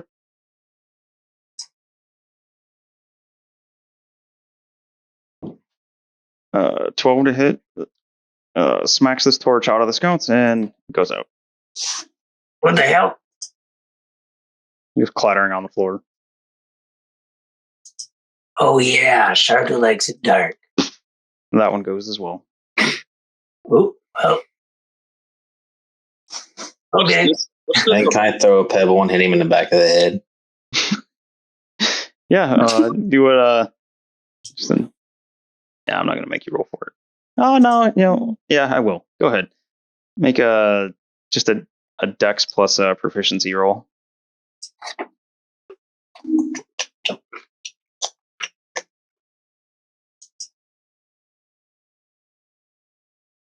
Proficiencies +3. You beat him right in the back of the head with your pebble. Oh. Asshole! Not hard enough to do any damage, but you definitely feel it. What's this right here? Tag again. That is just a very nice like cushioned bench. I'm gonna take a look at it. Almost like a Does it small seem- couch. Does it seem like it's dusty, or does it seem like it's clean? It seems dusty.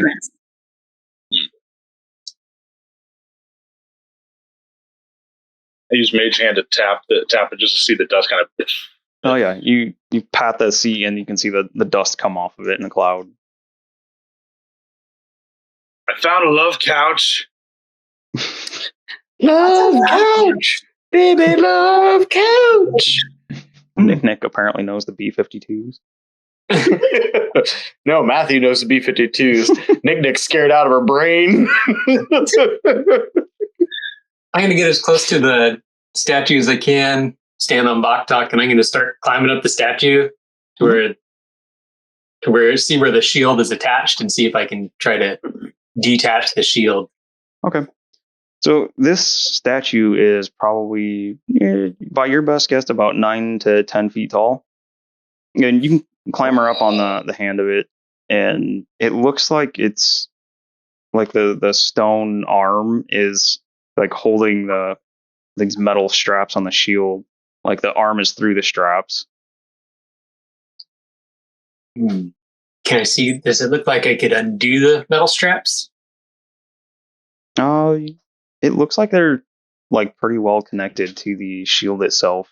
Like you don't see any kind of any way that it like appears that you could take it off without really doing some work on the shield to start taking it apart. Doesn't look like I could. So it doesn't look like I could slide it off the arm. No. It's okay. Could I hammer these?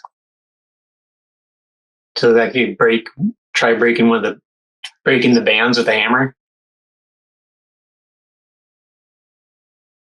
I mean, it's up to you. Yeah, I'll go back to Buckletick, rummage through my stuff, pull out a hammer, and climb back up. Okay. Gotta get this thing off. Anyone else doing anything? Well, Squeeb's messing with the shield. I'll take a look. I'm just readying an arrow for the first thing that moves that isn't friendly. Okay. What are you doing, Buckletick? From all the sarcophagus that we see, what I noticed that this one is drastically different. Yep. I would like to check it out. All right. I have a question. Can you see something right here where you just moved your token? No. Why? You don't see anything there? I just see that like the tile has a crack on it. That's about it. That's weird. Am I supposed to see something or no? No, I messed up and left something on the map when I made it. Yeah, it's not supposed to be there. Like, it's not something that's supposed to be hidden. It was just I was trying to look through the different assets and see what each thing looked like. And I apparently left something on the map and forgot to take it off. But oh no, okay. I see what I did. All right, never mind. But yeah, I'll check out the weird sarcophagus.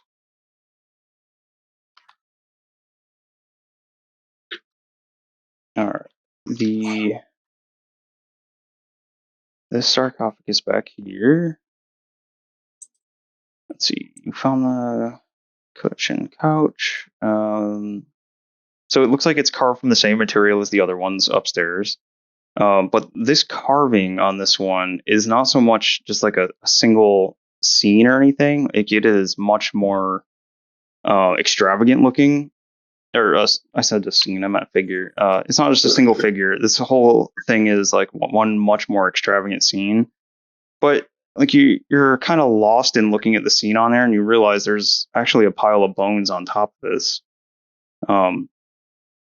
If you're trying to still see what the scene is under the bones, you can see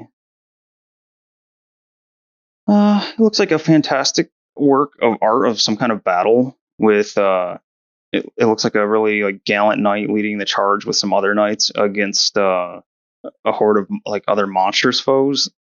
And if you look real close, you can see different. It looks like depictions of like goblins, orcs, and trolls that are like swarming against this. And the knight on horseback is definitely the like focal point for this carving, though.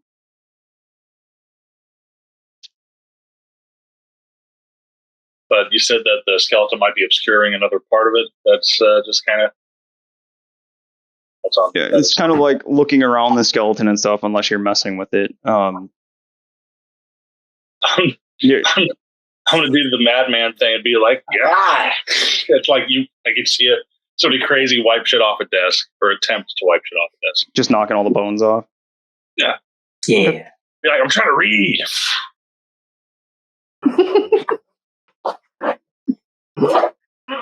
He's old and insane. He doesn't care. He don't cur. He don't cur at all. Please hold. Uh-oh. Uh-oh. Oh. Iris is excited about there finally being comfortable furniture, and she's gonna jump up and down on the couch. Ooh. What is happening? Ooh, I love that lighting. Oh no. Is this one giving it off? Ooh, I know. I have a good horror movie vibe coming off of this. I'm happy about it.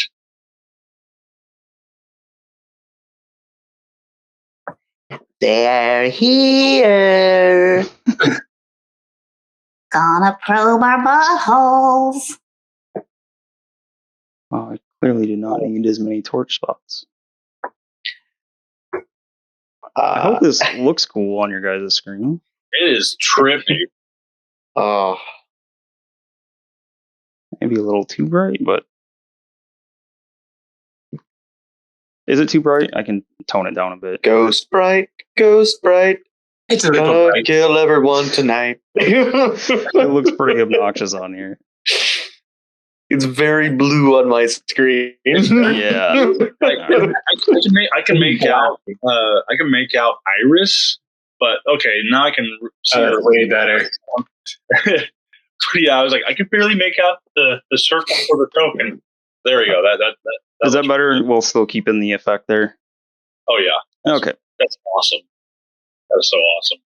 I'll move these around just a bit. Hey, turn off that light. You're gonna piss off Shardo. I was gone for like 2 minutes. Well, I wanted to check out the scripture, so I tried to wipe the bones off, and well, whoopsie daisy. I'm not done. It was the one body that was not in a sarcophagi. Hey, I'm a curious man, or I'm a curious goblin, and I'm old. I can go any day. So what's the point of not going at this with adventure? What's the point of going if I can't take all of you with me? Oh, I'm the closest one to it. I think you guys would be able to outrun these guys, especially the monk. No. I think we're a bit fine. And the road. You guys could run quick. So Let's be honest. Your patron's not going to let you die. Well, if I had water near me, You'll challenge the DM. I'm trying to find one more.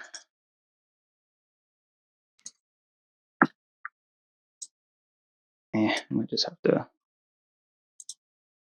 plop something out instead. In the dark of the night, people will find her.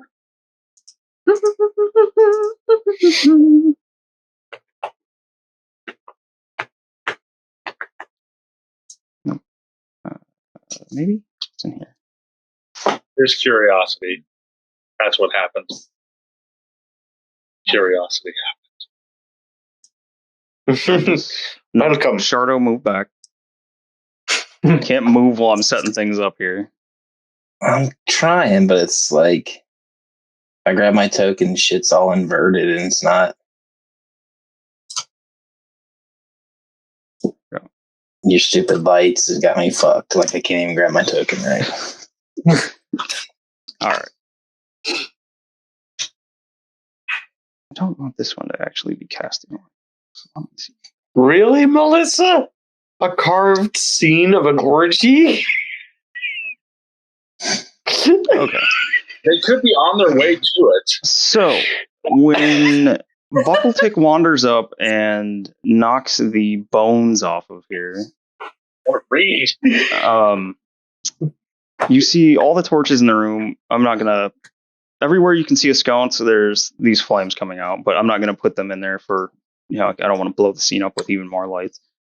But these strange, like ethereal blue lights, or flames erupt from the wall torches here. Shardo, immediately behind you, you see flames come up from the ground in the middle of the door, the same color as the ones for the torches. And the whole room is just like bathed in this ghostly, like bluish white light. And Buckletick, you take a step back as immediately before you. Gotta find. Spoopy. Oops. So you guys might know what this token is, but this is not the proper thing. So don't freak out too much. Oh god. 10 pit fiends. I just chuckle knowing something like this was going to happen. With them running around touching stuff. Mm-hmm. It's a closed down museum. Now I have the power to touch all the exhibits. Ben Stiller be damned. This is my night at the museum. There we go. Oh.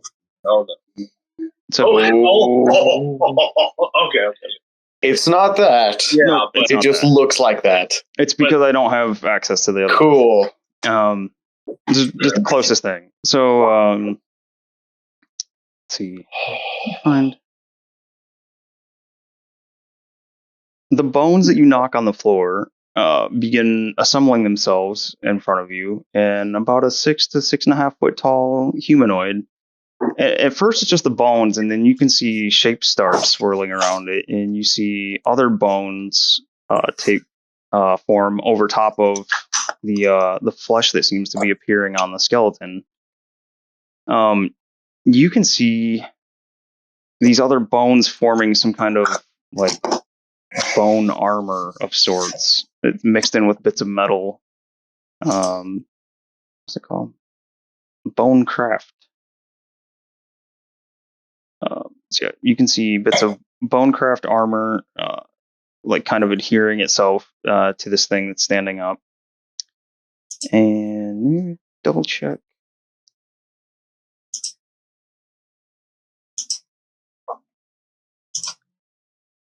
Yep. Exquisite armor made from bone and metal. You hear this sound of scraping across the tile floor as he reaches back behind him and seems to materialize a massive greatsword, and he brings it around in front of him. He takes a look around and he sees right away. He sees Buckletick and Iris. You can see him look up Buckletick, and he seems to take note of Squeeb climbing around on the statue. You hear a dry, raspy voice. It says, "You have erred greatly, disturbing our rest, minions of Bane. In death as in life, I'll protect my knights from your ilk." And then I need everybody to roll initiative. I'm sorry, I'd like to hear that, but then Buckle to be like, yeah, good story. I want to see the rest of the carving. Peeking around trying to see him. Yeah.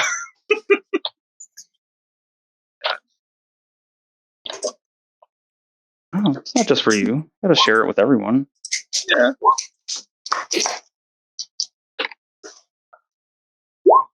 1, 2, 3, 4. Oh, no. Me and Squeeb aren't doing so good. Yeah, I rolled a 1. Me too. I rolled a nat 20 of all fucking things. Great. Oh. Well, that might not be good. I don't know. I don't know either. It just gives you a chance to run away first. Yeah, true. But, I'm old. And I want adventure, and let's just kill them. Actually, You're good, the 1 dude. makes sense for me because I'm distracted. Everything with me. I'm gonna go pee before we do this. Oh, let's do it. Let's I'm do going it. to have to do the same. So let me get initiative entered in here, and then take a quick bathroom break. Mastella 21. Oh, man.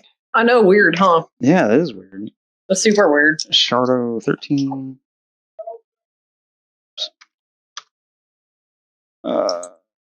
Nick's 11. Squeeb is a 3. Yeah, I rolled a natural 1. Hey, I'm hammering on the This is true. on the shield. I'm not paying attention. Buckletick with a 23. And what was Iris's? Did she roll? She rolled a Oh, natural 1. 6. You guys both got 1s? Yeah, but hers is up to a 6. Yeah. Yep. All right, so we have initiative in there. It's weird. It's doing a thing where it doesn't show the numbers again, but oh well. The order's right. So is this creature like a legitimate thing in the book, or did you just use that one because you said you didn't have the picture for it? The token that's in there is of a Death Knight. It's not a Death Knight. The creature itself is something that exists in the Eberron book that I heavily modified and gave a bunch of new shit to. Took some away, gave a bunch of new shit. I would definitely like to see the picture if after the fact, because I'm curious. I'm so damn curious. Oh my god! Yeah, I'll have to search for it outside because I don't have a way to. Well, maybe. Let's see if I can.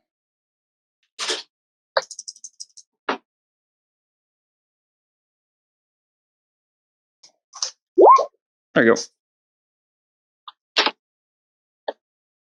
Where? Did Oh, it show up in the chat? In Discord? No, in the Roll20 chat. Oh, damn, that's cool. Oh, cool. Oh, damn. Oh, man. Can you put that in our journal? Or not? I don't know. I like going back to it and just click on stuff. It's an external link. So I can give you the link for it if that works. That's fine. Ooh. No big deal. I'll give it to you guys afterwards and you guys can look at it. If I send you the link, you're going to see all the info for it. So we'll wait until after the fight. So give me just a second. Run to the bathroom. You guys can discuss your tactics and things. Oh, no. I'll be right back. Did I miss anything? Other than this terrifying thing? No. Just that, I don't remember how long you were gone for. The Death Knight appeared, and he has a huge great sword and his armor. Did you get all that, Melissa? Were you here when he described the Death Knight? I heard I didn't know it was called a Death Knight or anything. And I just saw the picture. That's pretty cool. I think he said the token was Death Knight, but that's not actually what it is, even though it kind of looks like a Knight of Death. This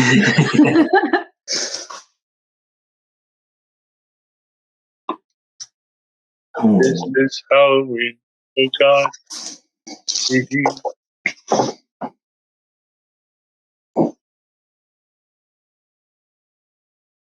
What are we going to do to this dude? Well, at least it's not this big bastard. What big bastard? Oh yeah, the guy I'm standing on. Yeah. I was waiting for that to start moving, but I was like, shit. Yeah, oh god. But now I'm still curious about the case of the muddy pebble.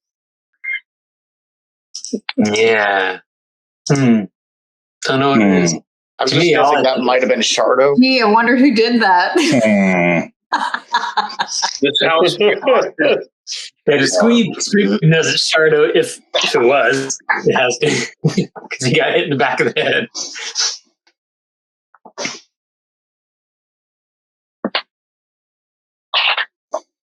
My God, that thing has far too many bones and too many spikes.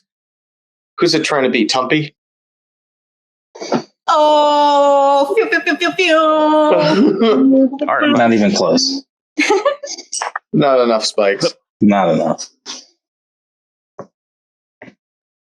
That's a pedestrian effort at best. so I'll look up something. Whoops.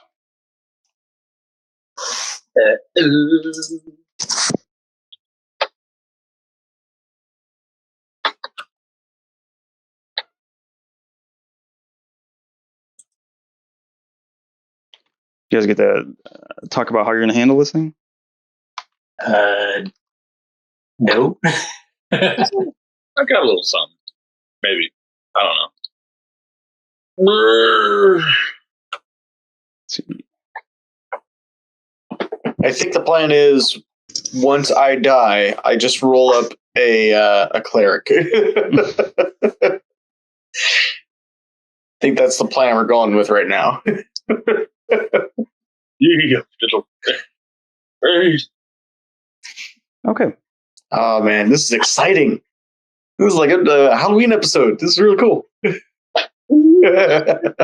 close to Halloween. All right. So, Buckletick, you're up first as this thing is materialized in all of its bone and metal armor in front of you.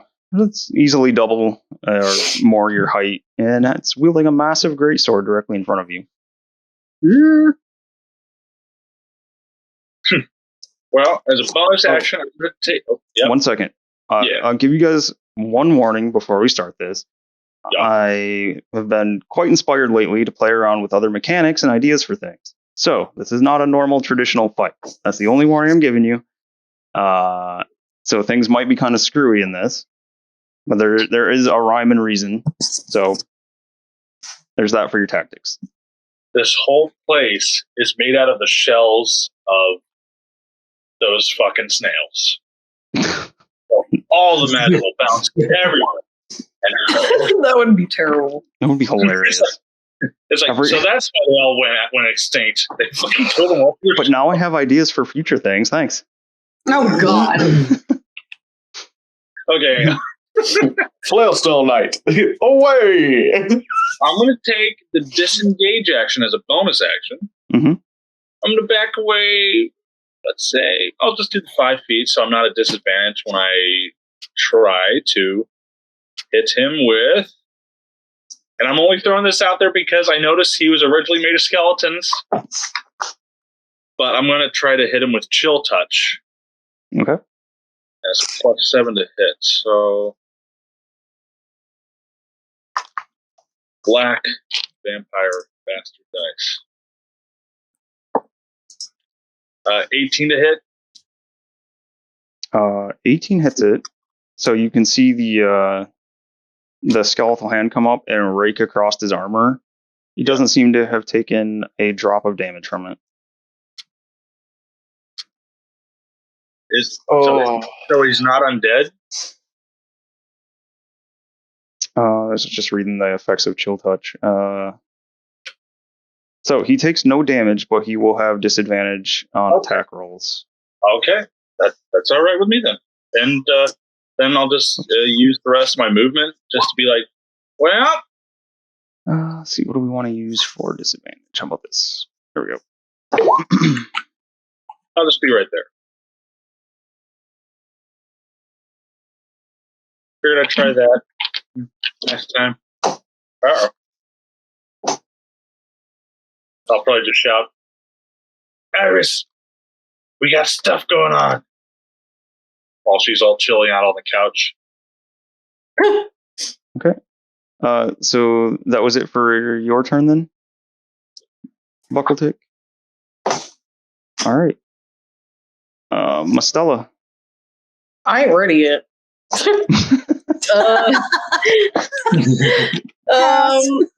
So I can see him from where I am, it looks like.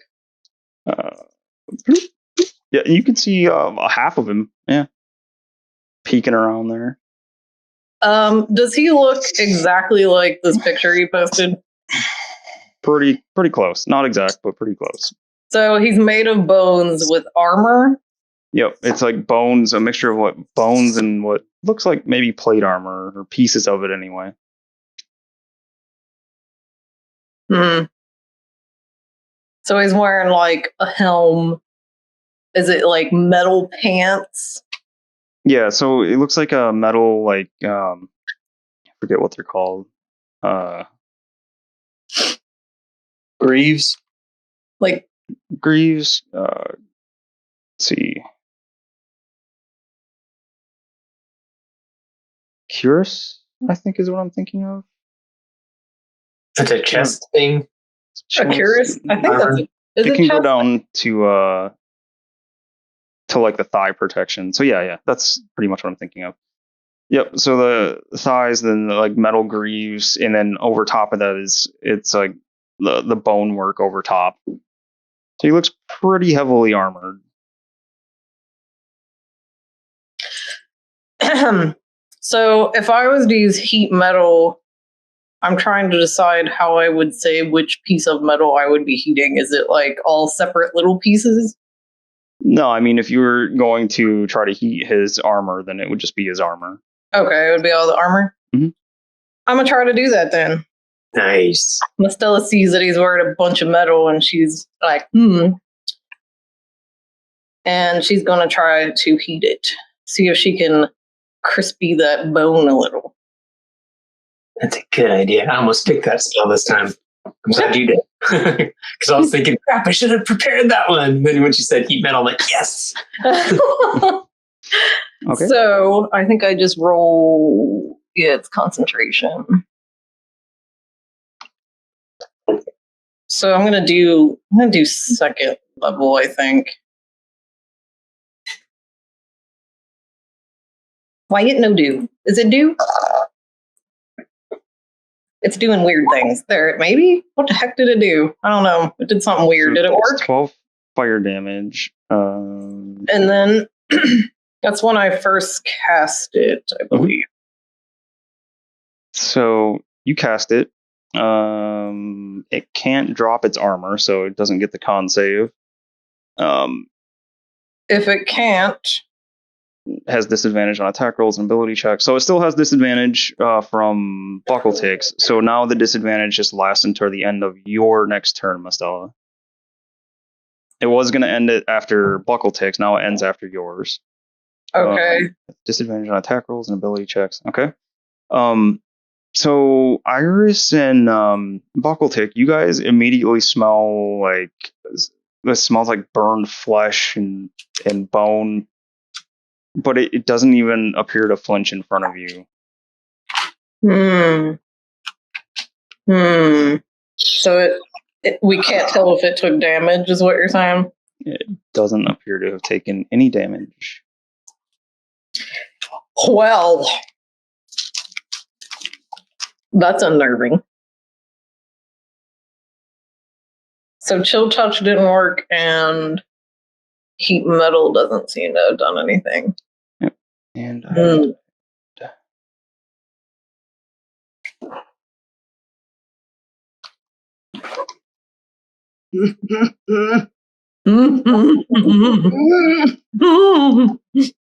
Worried noises.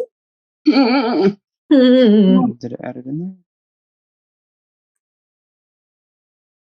there? I don't think Squeeb has even seen the guy yet. Who turned on the lights? You're going to piss off Shardo. He's going to start shooting our asses. Okay. Are we doing anything else, Mastella? Are you moving or going or doing any bonus actions or anything? I don't. I don't know what else to do quite yet. So I think I'm just gonna kind of like duck behind. Yeah, I guess I'll just stay where I'm at. I'm like right by this pillar here. I'll just stay here and try to see what I should do next. Mastella's gonna wait and see. All right. At initiative count 20, he's going to fire off a lair action. A lair action. Buckletick, you see him holds his greatsword in one hand, and he raises up his other hand, actually kind of like the picture. And you can see him hold his hand up and just squeeze and clench. The first two people actually that notice something happens is Mastella and Squeeb. You see the light all flash for a quick second, goes out, and then this brilliant like strobing quick flash. It strobes probably 2 or 3 times. Well, actually twice. It strobes twice from the shield itself, and it's like a quick pause, and you can hear from upstairs and around the corners. So we will do. No! Let's see. We got 1, 2, 3, 4. We got 5, 6, 7, 8, 9.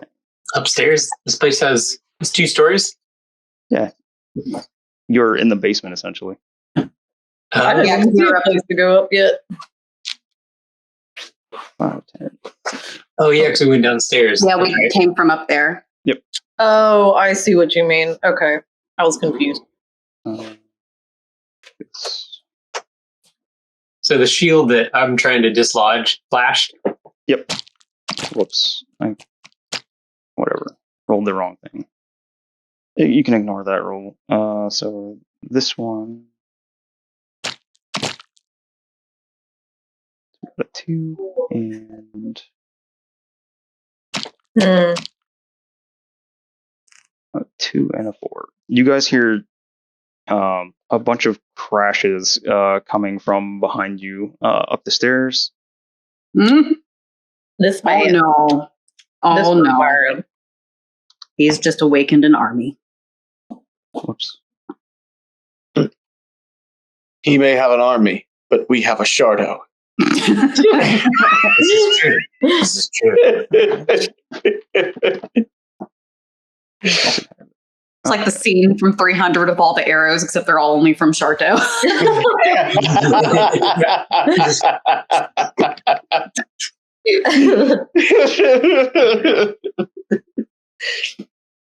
And it was a 2 and a 4. And just imagine if he took some levels into fighter and have action surge.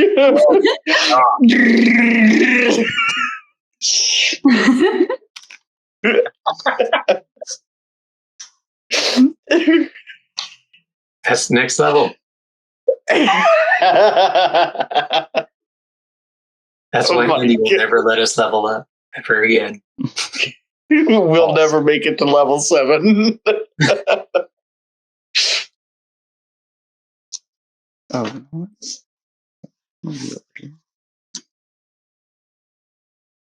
sorry. Setting things up here. Mastella, is that you? You doing magic? Flickering the lights and stuff? No, it's bad things. Bad things. Oh shit, what's that dude over there?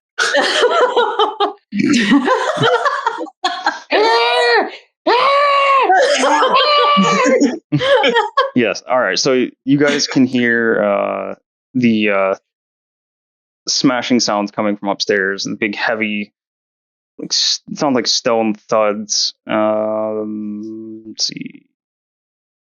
Okay. All right. So the lair action is done. Oh no! Let's just concentrate on this guy. Maybe. I don't know. Why do you start with layer action? That's not cool. It's at I just 20. want to take a second, just shake my head. Squeeb's like, what happened? And Buckletick's like, I was totally reading something and not touching anything. And then the bones came to life.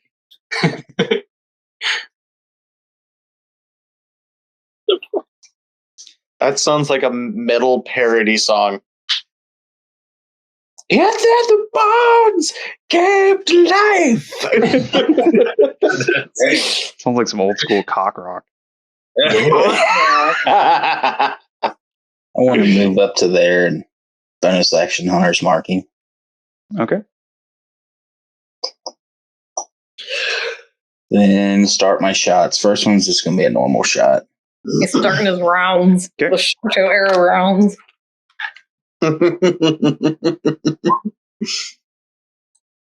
Starts it with a 27.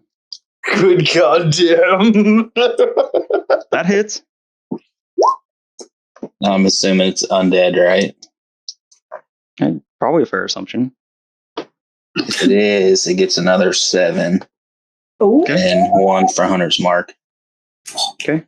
So your arrow definitely strikes it and just bounces off. Doesn't seem like it does anything to it. Nothing. Nothing. Oh no. What is happening? That's insane. This is just Andy being like, I'm sick and tired of fucking gloam stalkers. You've hit it with 3 different things and it's done nothing to it.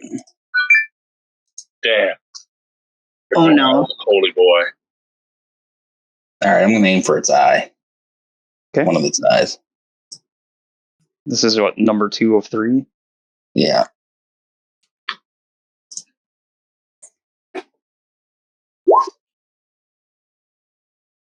You see it, your arrow disappear where its eye is glowing inside of the helm and doesn't appear to do anything. It doesn't so much as flinch when you hit it. I'll shoot it again. Iris can hear this weird sucking sound. And he just drops the arrow. Gross. It's like, you know, Iris. That's what she thinks is gross.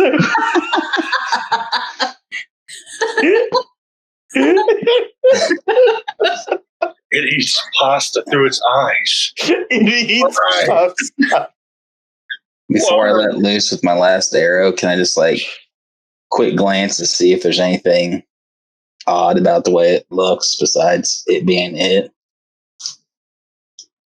It just looks like a big, tall, armored humanoid in some mishmash of bone and plate armor. Any weak spots I might think might be a weak spot?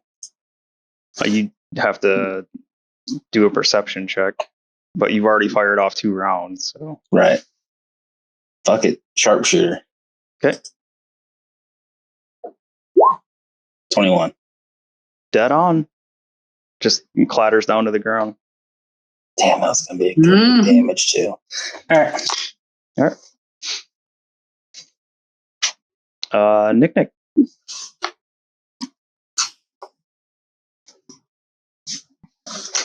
Where is Nick? Oh, I see her. Back of the room. Being a very good rogue, apparently. Couldn't even see her. Nope.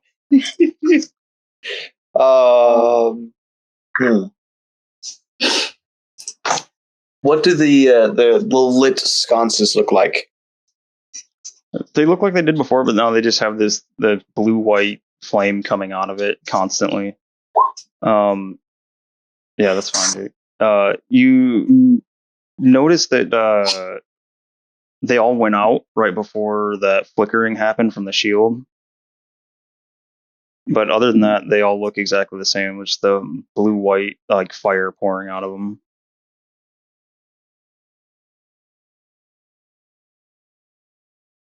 Okay. I had a semi eye line to no damage being done to this guy after the biggest, heaviest hitters just pelted him. I go up to this sconce over here with my movement. and I'm going to try and snuff out the light. How you doing it? With my hands. Just go up and... Okay. So, jump up and try to just like swipe the flames away, and your hands pass through it, but you don't feel any heat. You don't feel any cold. It's like your hand just passed through nothing. Shit. Don't like it. Okay. I really don't want to be next to...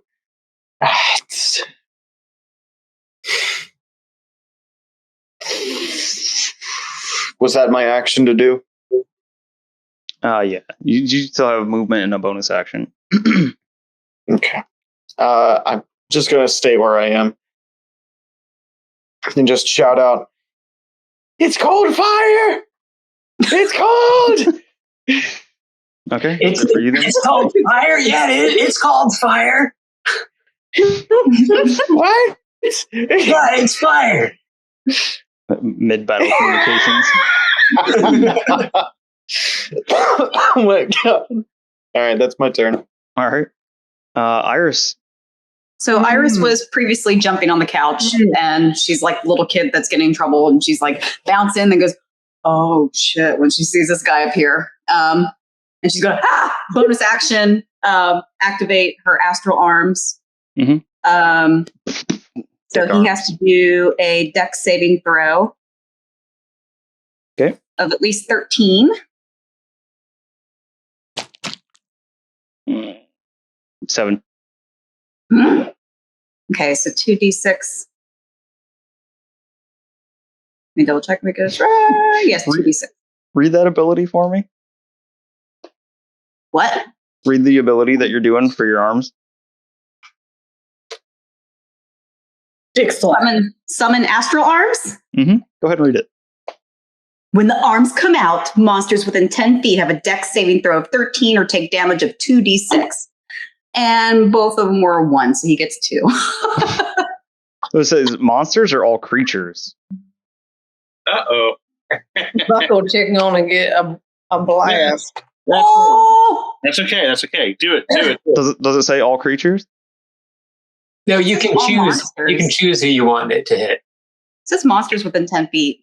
But it says of your choosing, doesn't it? Let me look. Yeah, that's the important part of the. Are goblins considered monsters? That's the real humanoids. We're humanoids. I thought it says all creatures that you choose. Yeah, it might be a choice thing. Yeah. Yes, each creature of your choice. Okay. My bad. B-tick is Unless safe. you choose to for some a-hole reason. B-tick is safe for now. Screw you, But yeah, Dr. Buckletick. your arms have their effect, and he doesn't look like he cares. He gives no shit. 0 skeletal shits were given. You see, his name is Sir Harrant, but it should be Sir Honeybadger.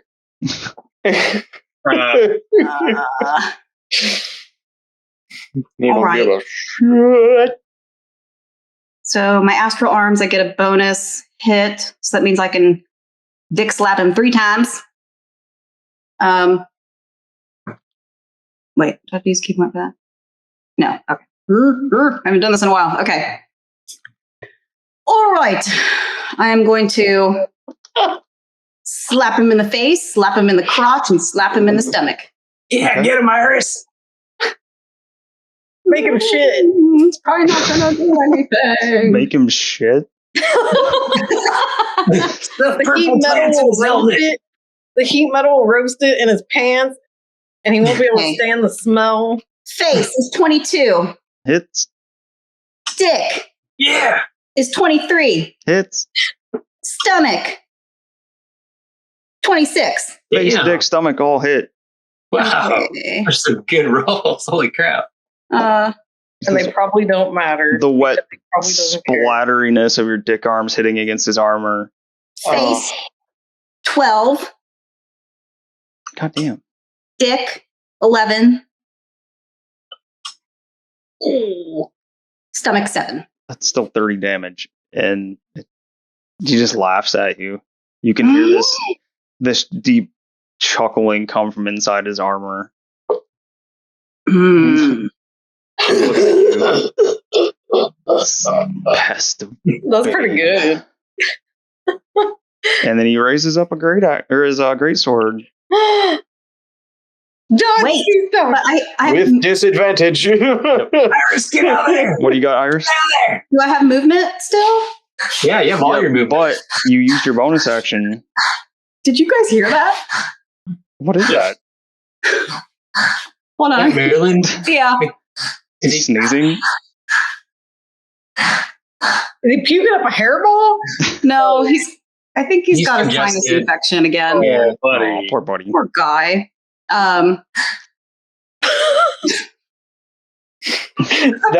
was the deep chuckle. From inside the armor. I've got movement. You do have movement. You are going to take attack of opportunity, though, because you use your bonus action to summon your arms. But he has disadvantage. He does, yes. I'm going to use my mushrooms and go do the suck it pose, and then I'm going to bounce backwards. Big floppy noodly arms doing the Over suck here. it pose. Why? Unless you can Why move further away why the from that, noise? I know I can move further, but I don't really want to. I want to stick close. Maybe. That's a dirty 20 with disadvantage. A 13 and a 17. So 13. Yep. It No, does not. No, dirty 20. He rolled 13. Oh, sorry. Dirty 20. Yee, that hits. All right. Roll. All right. So his axe comes down across your back for 11 damage as you turn to run away. 11? 11. Ow! Dang. Switch this to. What? I thought we were impervious too. That's how this works, right? I gotta fix Alright. these lines. That's how it do. Then, all right. It is his turn. He starts talking, like, he keeps saying something about Bane and the minions of Bane desecrating their home. Actually, he's going to. He gets to move. He gets to move twice in a round. That was an attack of opportunity. I mean, I haven't got. Didn't he already go? No, it was a lair action. Oh, okay. Completely separate from his stuff. So you can just do layer actions whenever you want. No. Lair actions are in the turn order. They happen at initiative 20. So it's between Mostella and Shardo, but it disappeared for some reason. Good, because we don't need it. It's fine. Can I do a manual entry? Don't worry about it. It's okay. Hang on, let me see if I can add it in here.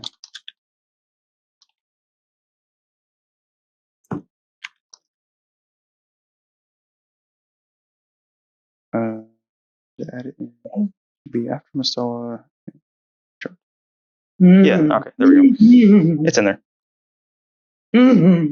All right, so he goes over to Buckletick. Or maybe he doesn't. Hang on, I'm going to leave him here for a second. Buckletick, look out! Look out! Look out! I'm just yelling at everybody from the statue.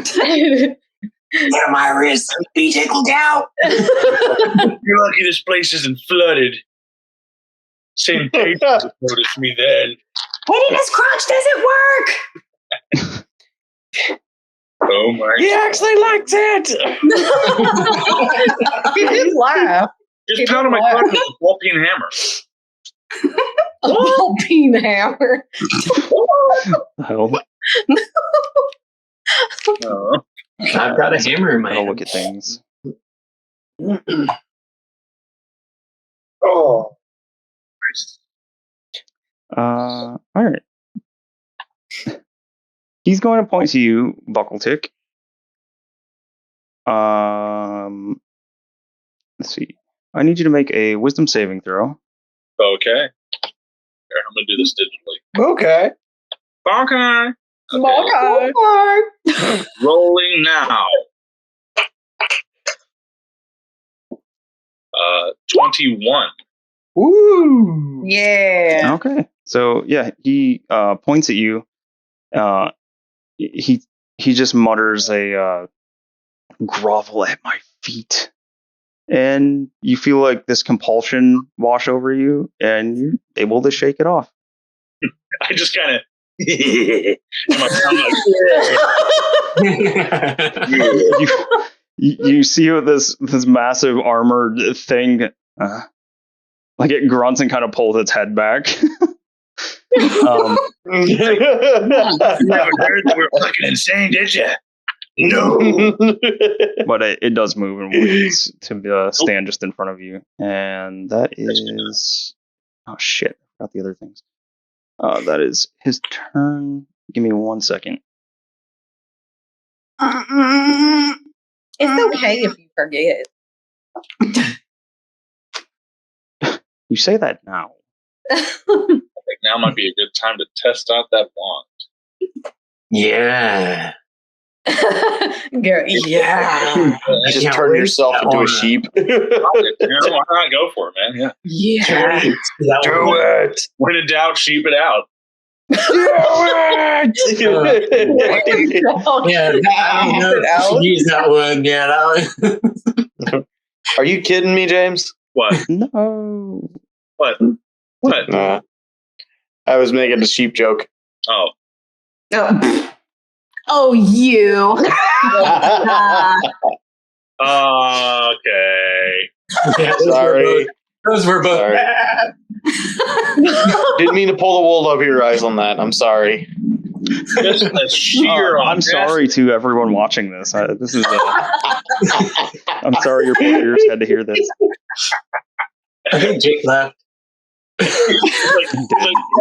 like, I'm not playing with these guys anymore. Everybody died. This is fucked. Probably thinks we're a bunch of flocking idiots. Well, I don't know. If one of us is dumb enough to fucking, get a horn. I like it. That's supposed to. I don't know. Sorry, guys. Gotta figure some things out. This is 14.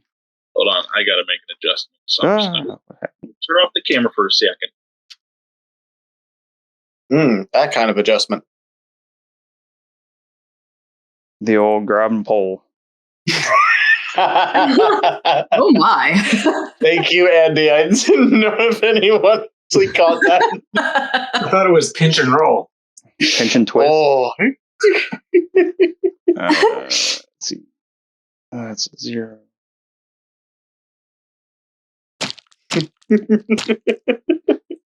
Why are you doing that? Interesting. I'll get that. Okay.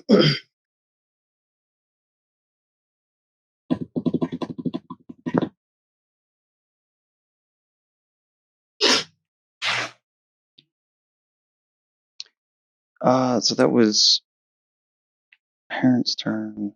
All right, we're on Squeam. Squeak.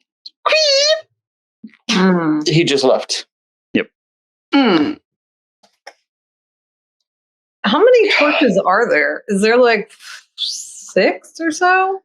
So there's more in the rooms. There's 1, 2, 3, 4, 5, 6, 7, 8. 9, 10. Well, doing stuff to the torch didn't really seem to do anything. Yeah, that's true. I think it has something to do with the shield. Yeah, there's 10.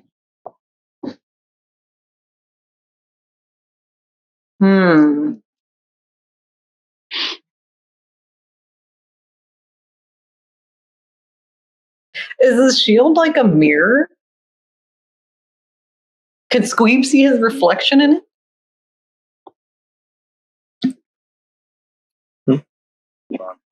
Thing's damn shiny. Oh, yeah! That's over my bed. May the Macho Man watch over me for all time. Oh my god. Doink!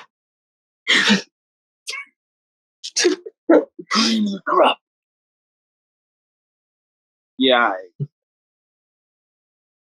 Snap into a Slim Jim. You're up, Squeeb. 3 minutes. I'm up. You're up. All right, cool. Oh yeah. What the hell is a husk zombie? Do I see anything coming down the stairs from where I'm at? Since I'm... Nope. But I heard stuff coming down the stairs. Is that... No, you heard like smashing and shit falling from upstairs. Oh, okay. Most probably, well, it's not like stone hitting tile. What the hell's going on? All right. Bucktalk. I don't know. I yell at Bucktalk to come around the statue. I'm gonna jump off the statue onto Bucktalk like a cowboy in those old westerns. Okay. Yeah. Oh yeah. Here's my token. Oh, good. I would pay to see a Wild West Macho Man. You're on Bok Talk, so I'm making you medium. You're gonna snap into a dysentery. Dysentery. This is the Oregon Trail, bud. Then I'm gonna go. 5. Come on, Bucktalk. Got you 10. for 2 minutes of playtime. Oh, I can't run past Iris there. If I move here, that puts me in a...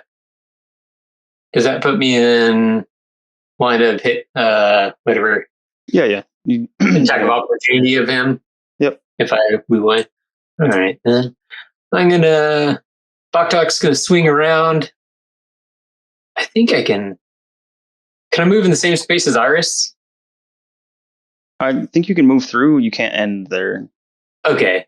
That's all I'll move there. Okay. 10, 15, 20. And as I'm running this way, I'm going to have Bucktalk going to pull back my spears and his tail feathers. I'm going to unplug the cork from his butt. And big old sludge will spray out. A big sludge of grease and oil. Yep, it's going to fart out. Bucktalk's butt. And basically, I'm casting grease. Yeah, I got you. Okay. So, in order of operations. But even more watery. Go to town, Bucktalk. Let it all out. He just Yeah, changed you've been the building oil. up that pressure for a while. He's changing his oil. He needs to from time to time, just to make sure. That's awesome. So he needs Love to Bok make Talk. a dex save of 15. Dex save 15.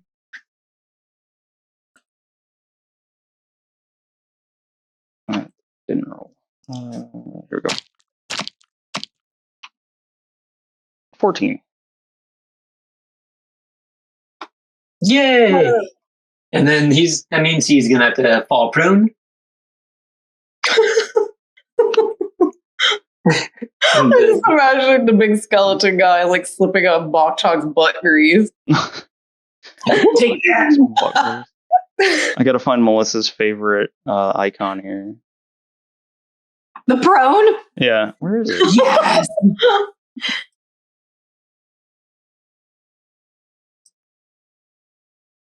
Oh, there we go. Black. All right, so how big is Grease? That big.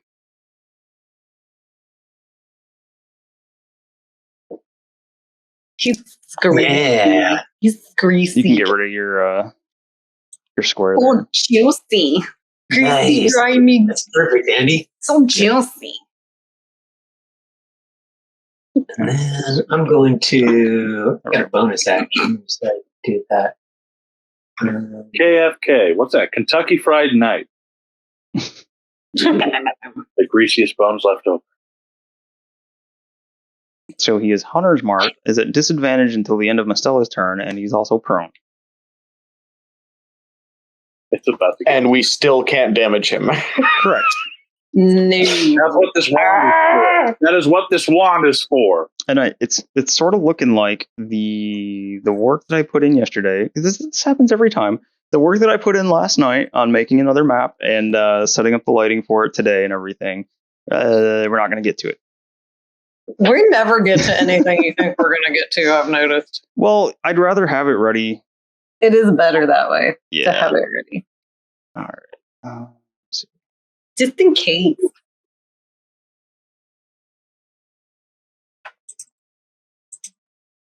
That means we're screwing this up really badly, is what he's saying. No, it's still the first round.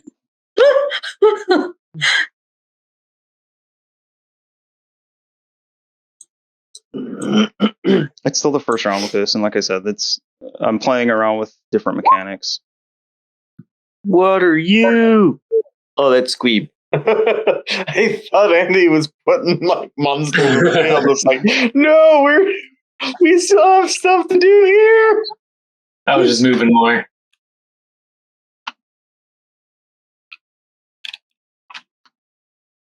All right, are you all done then, Squeeb? Yeah, that's it. Okay.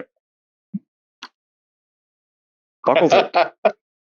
Well, I'm gonna bonus action disengage, and I'm gonna 5, 10. There we go.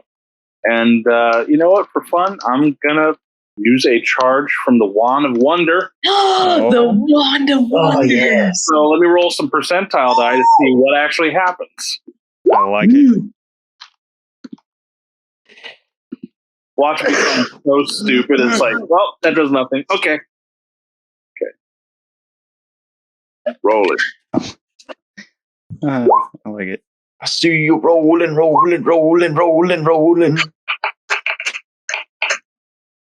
Okay, so 37. And that would be under... 37. You cast Lightning Bolt.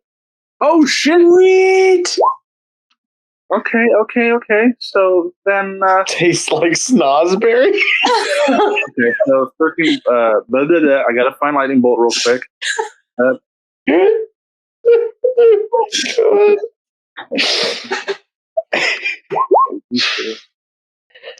He needs to make a Dex save. Let's see. If he's prone, doesn't that automatically fail? Yes. Oh, I was Good looking at combo. 15. Okay, so just roll damage for Lightning Bolt. All right, 8d6. Oh, God. Oh, I'm sorry. How many? 8d6.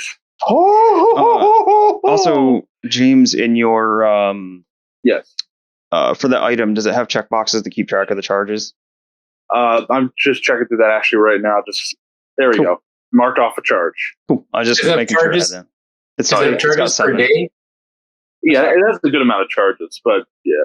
Okay, I am rolling now. 8d6.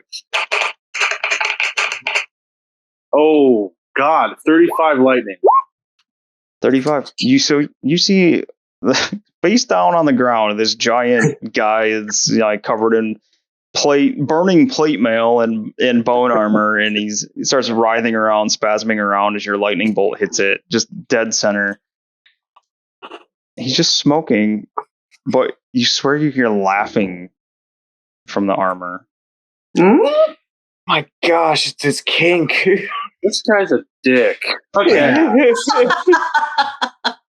He's invincible. What is making him invincible? What do we do? Well, who's been messing around? Like, Squeeb, were you messing around with that damn mirror? I was hammering at it. Okay.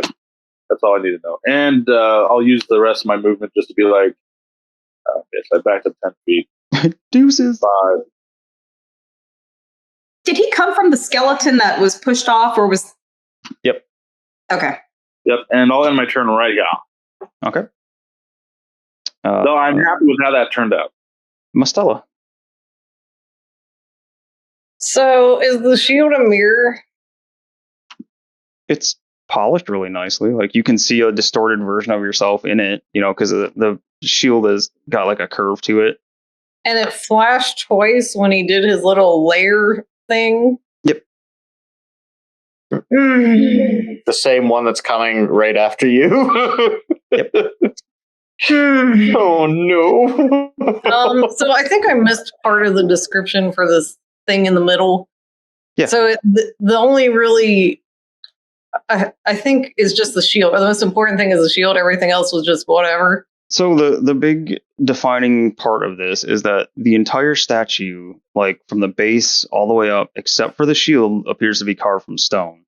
The shield is like some kind of brightly polished metal, like silver or something, with the gold outline all the way around it. Okay. So there's something with this. So I guess Mastella's going to move over and see if she can. She remembered seeing the shield flash, and she's trying to see if there's something about the shield. Does she see anything else, like how to take it off, maybe from the stone from where she's at? I know Squeeb was poking at it. Well, Squeeb was trying to figure out how to get it off, and he didn't see any way for it. That's why he started hammering away at it.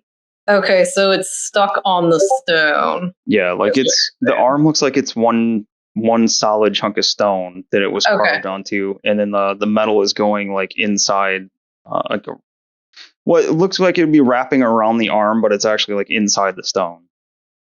Does it look like this thing can rotate, this entire statue, or slide, like move in some way? Is there any tracks in the ground or anything? So you can spend your action to make a perception check to look it over and see.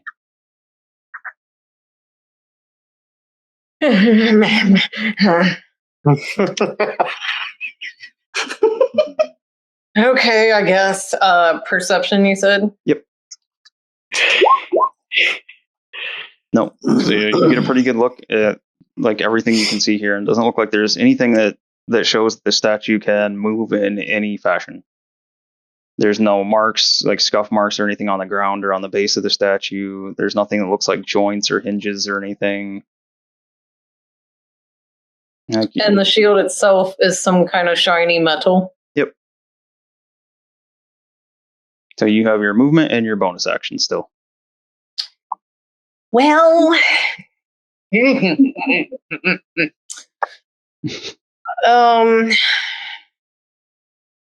don't know what to do. Oh, I was just saying, hell's bells. And the door is being closed off by flames. Yep. Flames. My God, I don't know what to do. Flame. There's torches. There's 10 torches. And they lit up. We didn't notice that the shield did anything when the torches came on. It flashed like a strobe light. It flashed twice. Okay, so the shield like the did torches flash. died off, and then the shield flashed twice, and then you heard the sounds coming from upstairs. And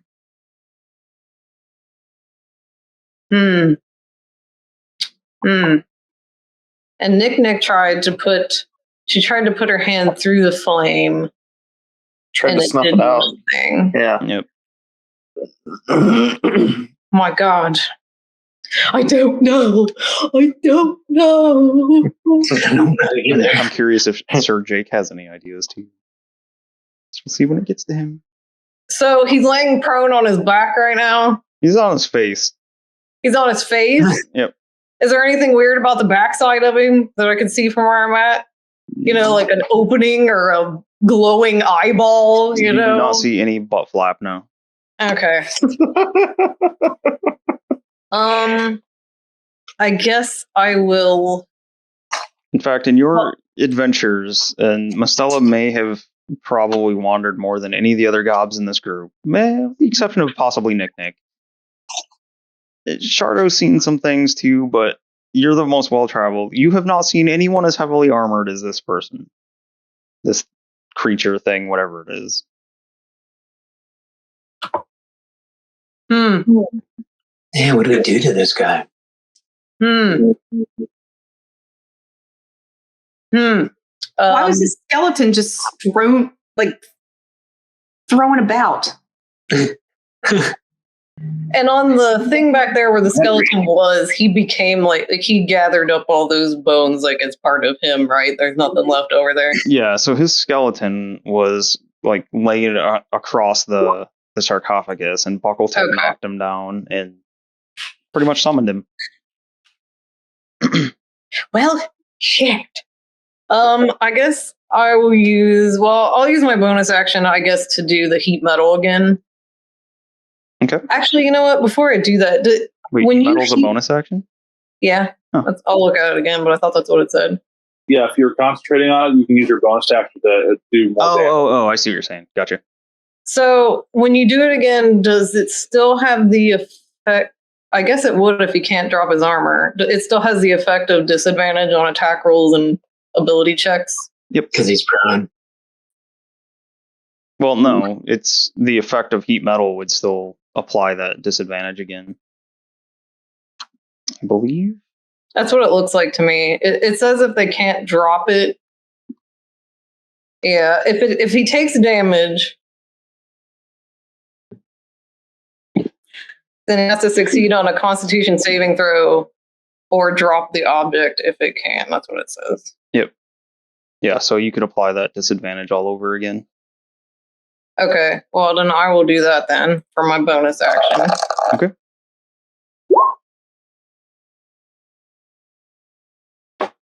So 4 damage from heat metal, 2d8, and you Not like it matters. Yep. And what is the grease under him starts bubbling and popping. Where is the closest torch? I'm having a really hard time seeing in here because of all the shadows. It's right next to you there. That is a torch right there next to me. Yep. Right on that pillar behind you, right here. Okay. I'm gonna move. I can't do anything else since I used an action, right? So I'm just gonna go like here near the torch. I can't position myself. Hold Alt down when you move, and it won't snap into place for you. Oh, that's right. I forgot. Yep. I still can't get it. Whatever. You know what? I'll just stay here, I think. I guess. Where are you trying to go? I want to be near a torch or two. I haven't decided fully where I want to be yet. There's one over here. There's one there too. Mm-hmm. One, There's 2, one here. 3. 1, 2, 3. I'm actually going to move here, I think. I'm going to stay here where I'm at. Okay. It'll be my turn. All right. Then it is his lair action. And see which one he's doing. I'm sorry I doomed us all, guys. I just wanted to see the pretty pictures. One of us would have done it. It would have happened at some point. I had to see that beautiful work of art. You can't pretend like none of us wouldn't press the red button in the center of the room. So you can hear his laugh turns into a growl, and who's it? Iris is there, and Squeeb, Buckletick. You guys can all see he reaches one hand out again, the one that's not holding the greatsword, and clenches it. You can see the shield flash once, and there's a concussive force in the air, but none of you are in a spot where you can have the effect happen. So you can feel kind of like at a concert, you can feel the bass drum hit. Real close enough to the speakers. It feels like that to all of you, but nothing happens. That's his lair action.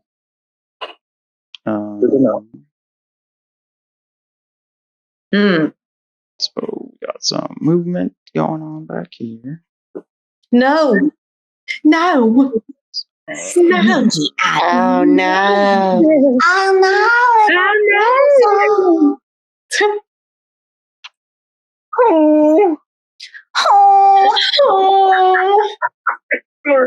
Oh. Notice me, Sir Herent. What do we do? Oh, we die.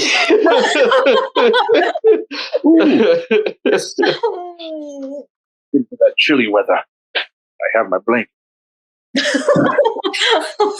Dude, do we have the same blanket? Just about. You look like a fine peasant lady. Make me some stew. I am the Baba Yaga, my dear. Potion seller. Okay. I'm going into battle. I need your finest potions. How about you go? Shardo, you're up. I have no idea.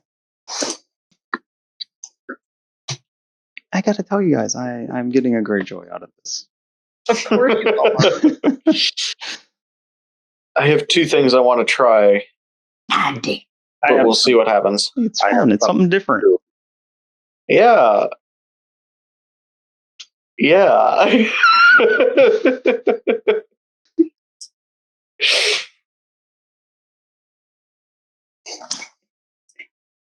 Can I put an arrow into the shield? You can try. I feel like I'm in a real bad place right now. James be looking like Sharto. Where's Precious? He's hiding under It's the shield. Anything? Yep. You see the shield and let's see. Oops, wrong way. So yep. You can see the shield flash when you hit it. It The flashes. shield flashes. Do you notice anything other than a flash? Shardo doesn't. Sorry. Oh my god, what if it speeds the zombies up? Shardo doesn't. We just start punching the crap out of it and they just run in the room and maul us. Please hold. So, did his arrow do?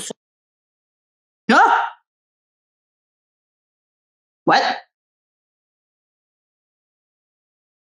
Huh? Hello. So you three. See? Probably. Yeah, you three. You three heard the sound of what was probably the arrow behind you. The room flashed for a quick second, and then immediately, like just a split second after that flash happens, you see Heron on the ground flash. See what on the ground? Flash? The knight. Sir Heron, the knight. Oh. Okay. Did it look like a painful flash, or did he kind of flinch while he flashed? Or? He didn't. He didn't flinch, but you can hear like an annoyed grunt. I'm okay. Any other questions before we pop back out? Not that I have. Okay. Cool. Yes. Here. Okay, we're good. So Jake, that was his one shot. I took a second one. Okay. Oh, 27. Yep. So same thing happens for everybody. Same thing happens for everybody. Yep. He sounded constipated. Can I see anything that happens from where I am since he's like 30 feet in front of me? Yeah, actually, hang on. Did you I should have forget checked me? yours. Hmm? So the same thing I told the other ones. You don't hear so much because you're not close enough to hear what he did. But you can see. Oh shit! What did I say? Yeah. Okay, I'm making sure. Like the split second after you see the flash from the shield, like immediately after that, you see a flash come from Sir Heron laying on the ground.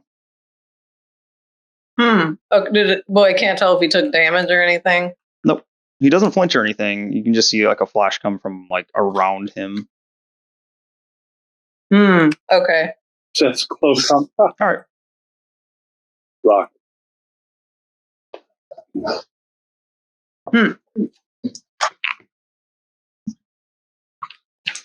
I'll move back down there at the end of my turn. Okay. Nick.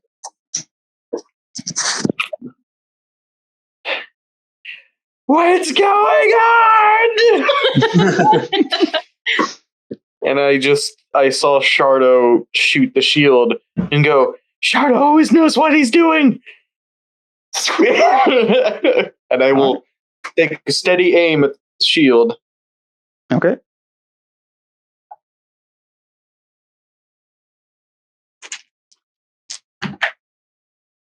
For a natural 20. Ooh, Deck the shield and you see a flash just like you saw with Shardo. For everybody that I took aside for that quick second, the same thing happens for the third time. Mm.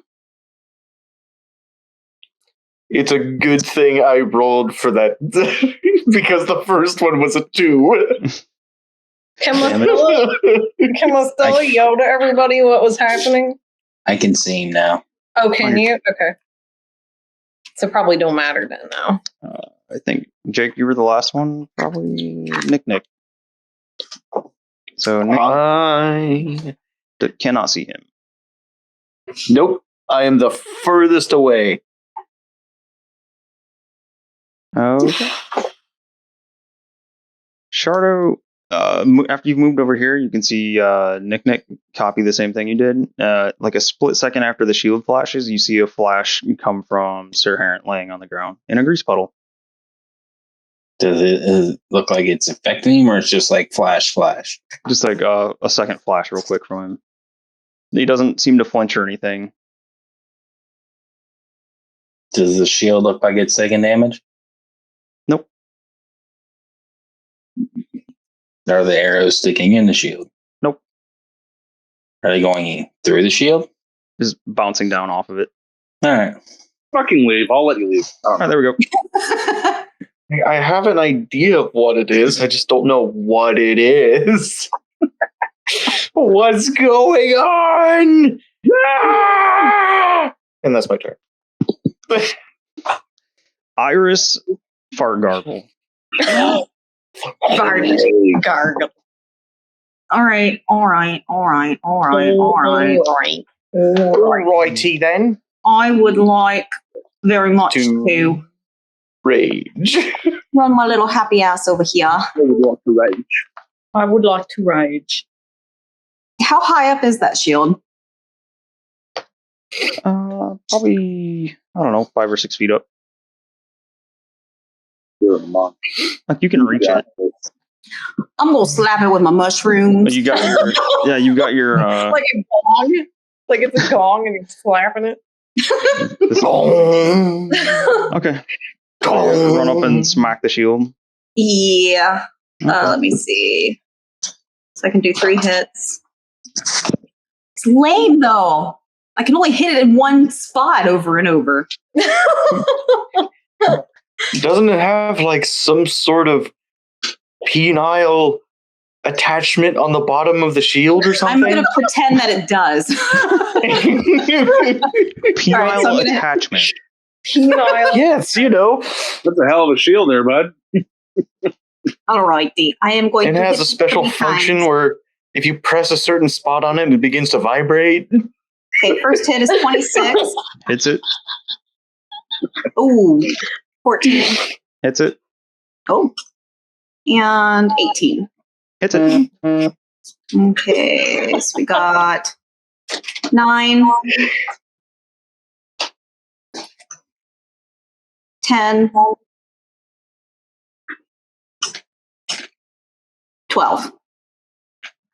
All right. You land all your shots on it, but it still looks pretty pristine. Maybe a bit smudged from your dick arm. Got mushroom smears all over it. Yep. Gotta wrap it up. And everybody that I've taken aside, so I think everybody but Nick now, you can see the same thing happen on each of these. All right, I'm gonna stay there for now. Okay. Oh. All right. He gets up. He's going to spend half of his movement. All right. To get up on its one knee, stand up the rest of the way. He's going to start cursing all of you. Get rid of this here. So he's Hunter's marked. He still has disadvantage. How long does grease last? Less than a minute, I believe. I'm going to look it up. It's a really weird question. How long does grace last? 1 minute. It's been a month of Sundays since I last used that spell. It only lasts a minute because it's grease lightning. Grace lightning. All right, so he's gonna head over to Buckletick and like heft that great sword up and come down. Disadvantage. So where's his attack? Buckletick, look out! Look out! Does 14 hit you? That misses. Okay. And his second attack.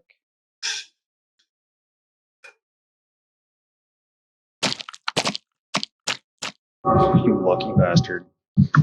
Does 16 hit? That just hits. All right. He rolled a 20 as well, so you're lucky. Okay. All right. So let's see. I'm old. I'm not afraid to fight. So he misses with the first one, and then he comes back up and swings across with it right across your chest for 11 damage. 11. Wow. Okay.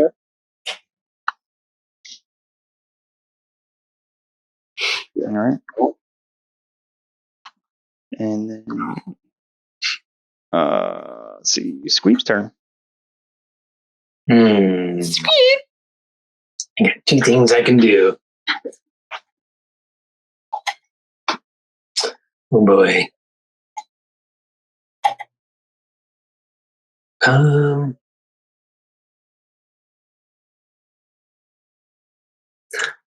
Yeah, I think I'll do that. I'm going to. Who goes after me? Me. Buckletick, yep. Okay. 5, 10, 15, 20, 25, Oh, someone's being ballsy. 35. Oh wait, I wouldn't be flanking. I'll stay here. So I'm gonna run up. I'm gonna hold my action. I'm gonna use basically I'm gonna charge up my gauntlet. You'll see electricity kind of spark in my gauntlet, and it will hit this wire that's attached to my Yikla spear that's wrapped around my spear. And basically, electricity will just start crackling through my spear, and I'm basically going to hold Booming Blade to hit this guy once I see him flash, and then I'm going to tell Buckletick, hit the shield, and I'll hit him. At the same time. I'm going to save you guys one massive headache here. You do not have to hit him at the exact same time. Oh, I was wondering that too. Yeah, because I don't want to waste your guys' turns, and that will waste some big turns if you guys are trying to figure that out. So I'll save you that trouble right there. Okay, so I don't have to do that. Yeah, so I don't want you to waste that. So this I think is going to be tough enough and teamworky enough as it is. That's why we really like you as a DM, because... Okay, so that's not it? Then? Say that until I... Well, yeah, but, you know, like... Yeah. What other DM would actually be like, hey, bud, just to let you know. Well, I think it's going to go on a little bit, and you guys still haven't quite figured out what's happening, so... Yeah. Okay, so that's not part of the...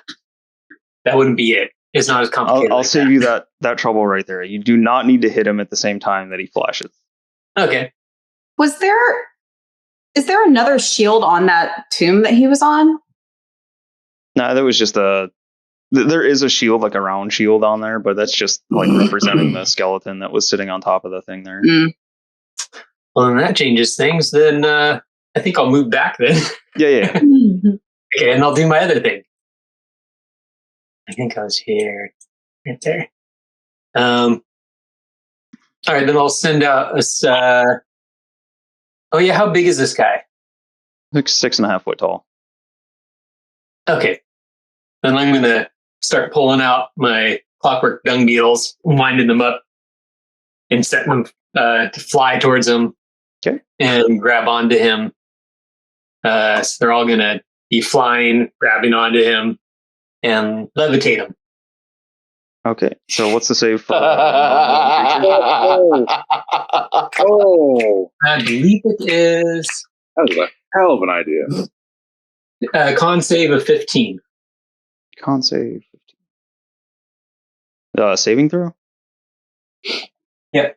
Okay. Oh, wait. Let's see. Yeah. Natural 1. Yes! Oh, yeah. Well, It's him up my face. Whoa. Fly, my pretties, fly.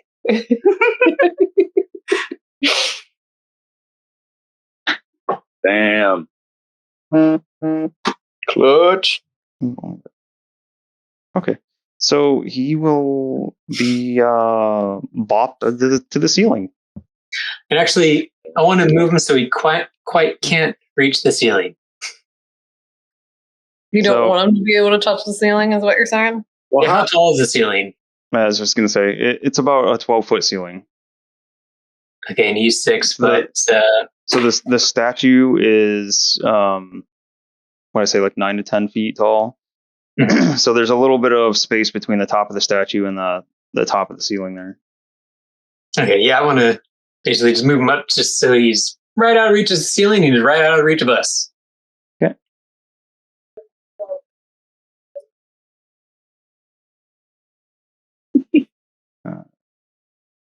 So you're putting him about 2 feet off the ground, 3 feet off the ground. Oh. 6. He's 6 feet? Mhm. Oh, yeah, then I had to move him.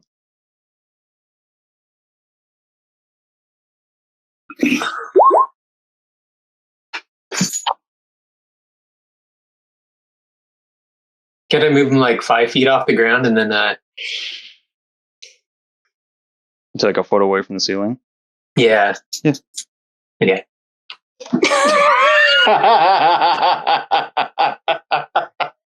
All right. So let me do.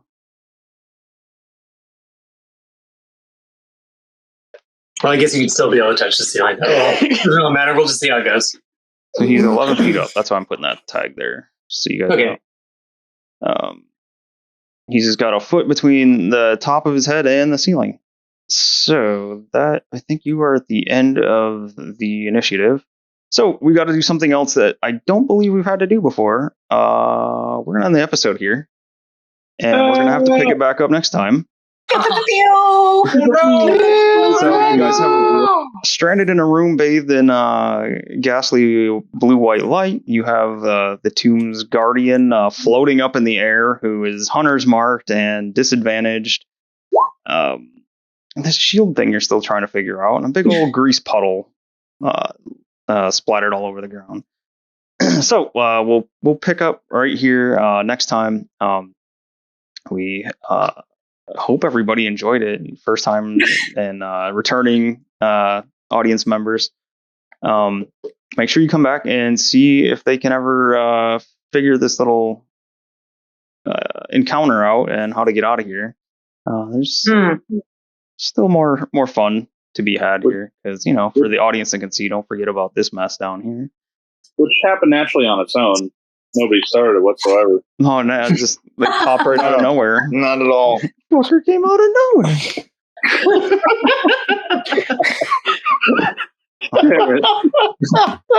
So we gotta ask for the like, the comment and subscribe action, because it helps us out, and helps us grow. We're still fairly new to all this and learning. And speaking of which, I may have figured out how to get rid of the damn menus off screen, and I feel stupid for not figuring this out before. Probably not going to try it this next episode, because I want to make sure it's going to work right first. But hopefully that'll be cleaned up. Like I said, we're still new, still learning this. I'm trying to clean things up so you guys don't, people watching don't have to see all the menus pop up and me floundering around trying to find everything. So you might have that looking nice for both campaigns here in the near future. until then, on behalf of me and the rest of the Dirty Rollers, we'll see you next time, and be safe. Adios, Bye. everybody. Bye. Bye. Yeah, fart.